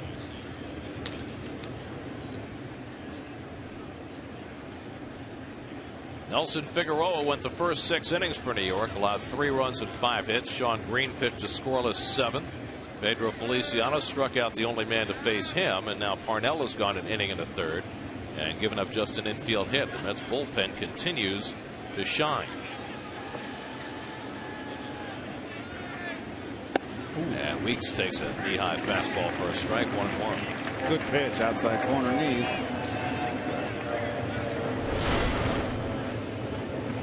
Right to the glove. Beautiful. Mets went outside the organization to fill the 8th and 9th inning, and it looks like they have found themselves a gem from their own organization with Parnell as well. 1-1 to Weeks. Low and away. 2-1.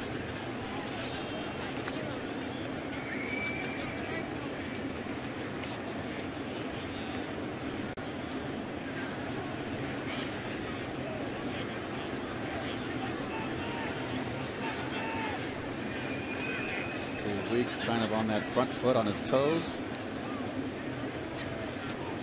Pronounced.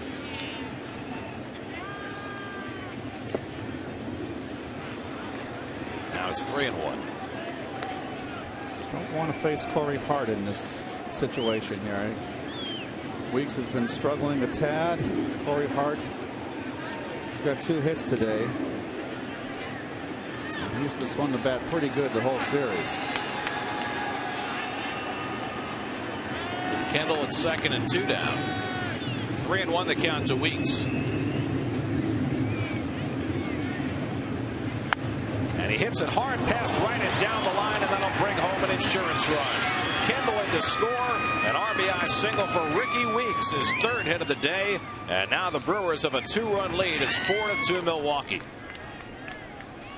Well, he threw him a breaking ball here, Garrett. 3-1, and he hung it just off the glove of David, just out of his reach. And that's a hanging slider. And that's a big insurance run. So now the Brewers trying to get the finale of this series after losing the first 2 games, have a 2-run 9th inning lead. And Corey Hart, the batter. Weeks diving back. Hart's had a good day. 2 for 2, a walk and a sacrifice fly. He's also stolen a base, scored a run. Good time for him to try to steal one.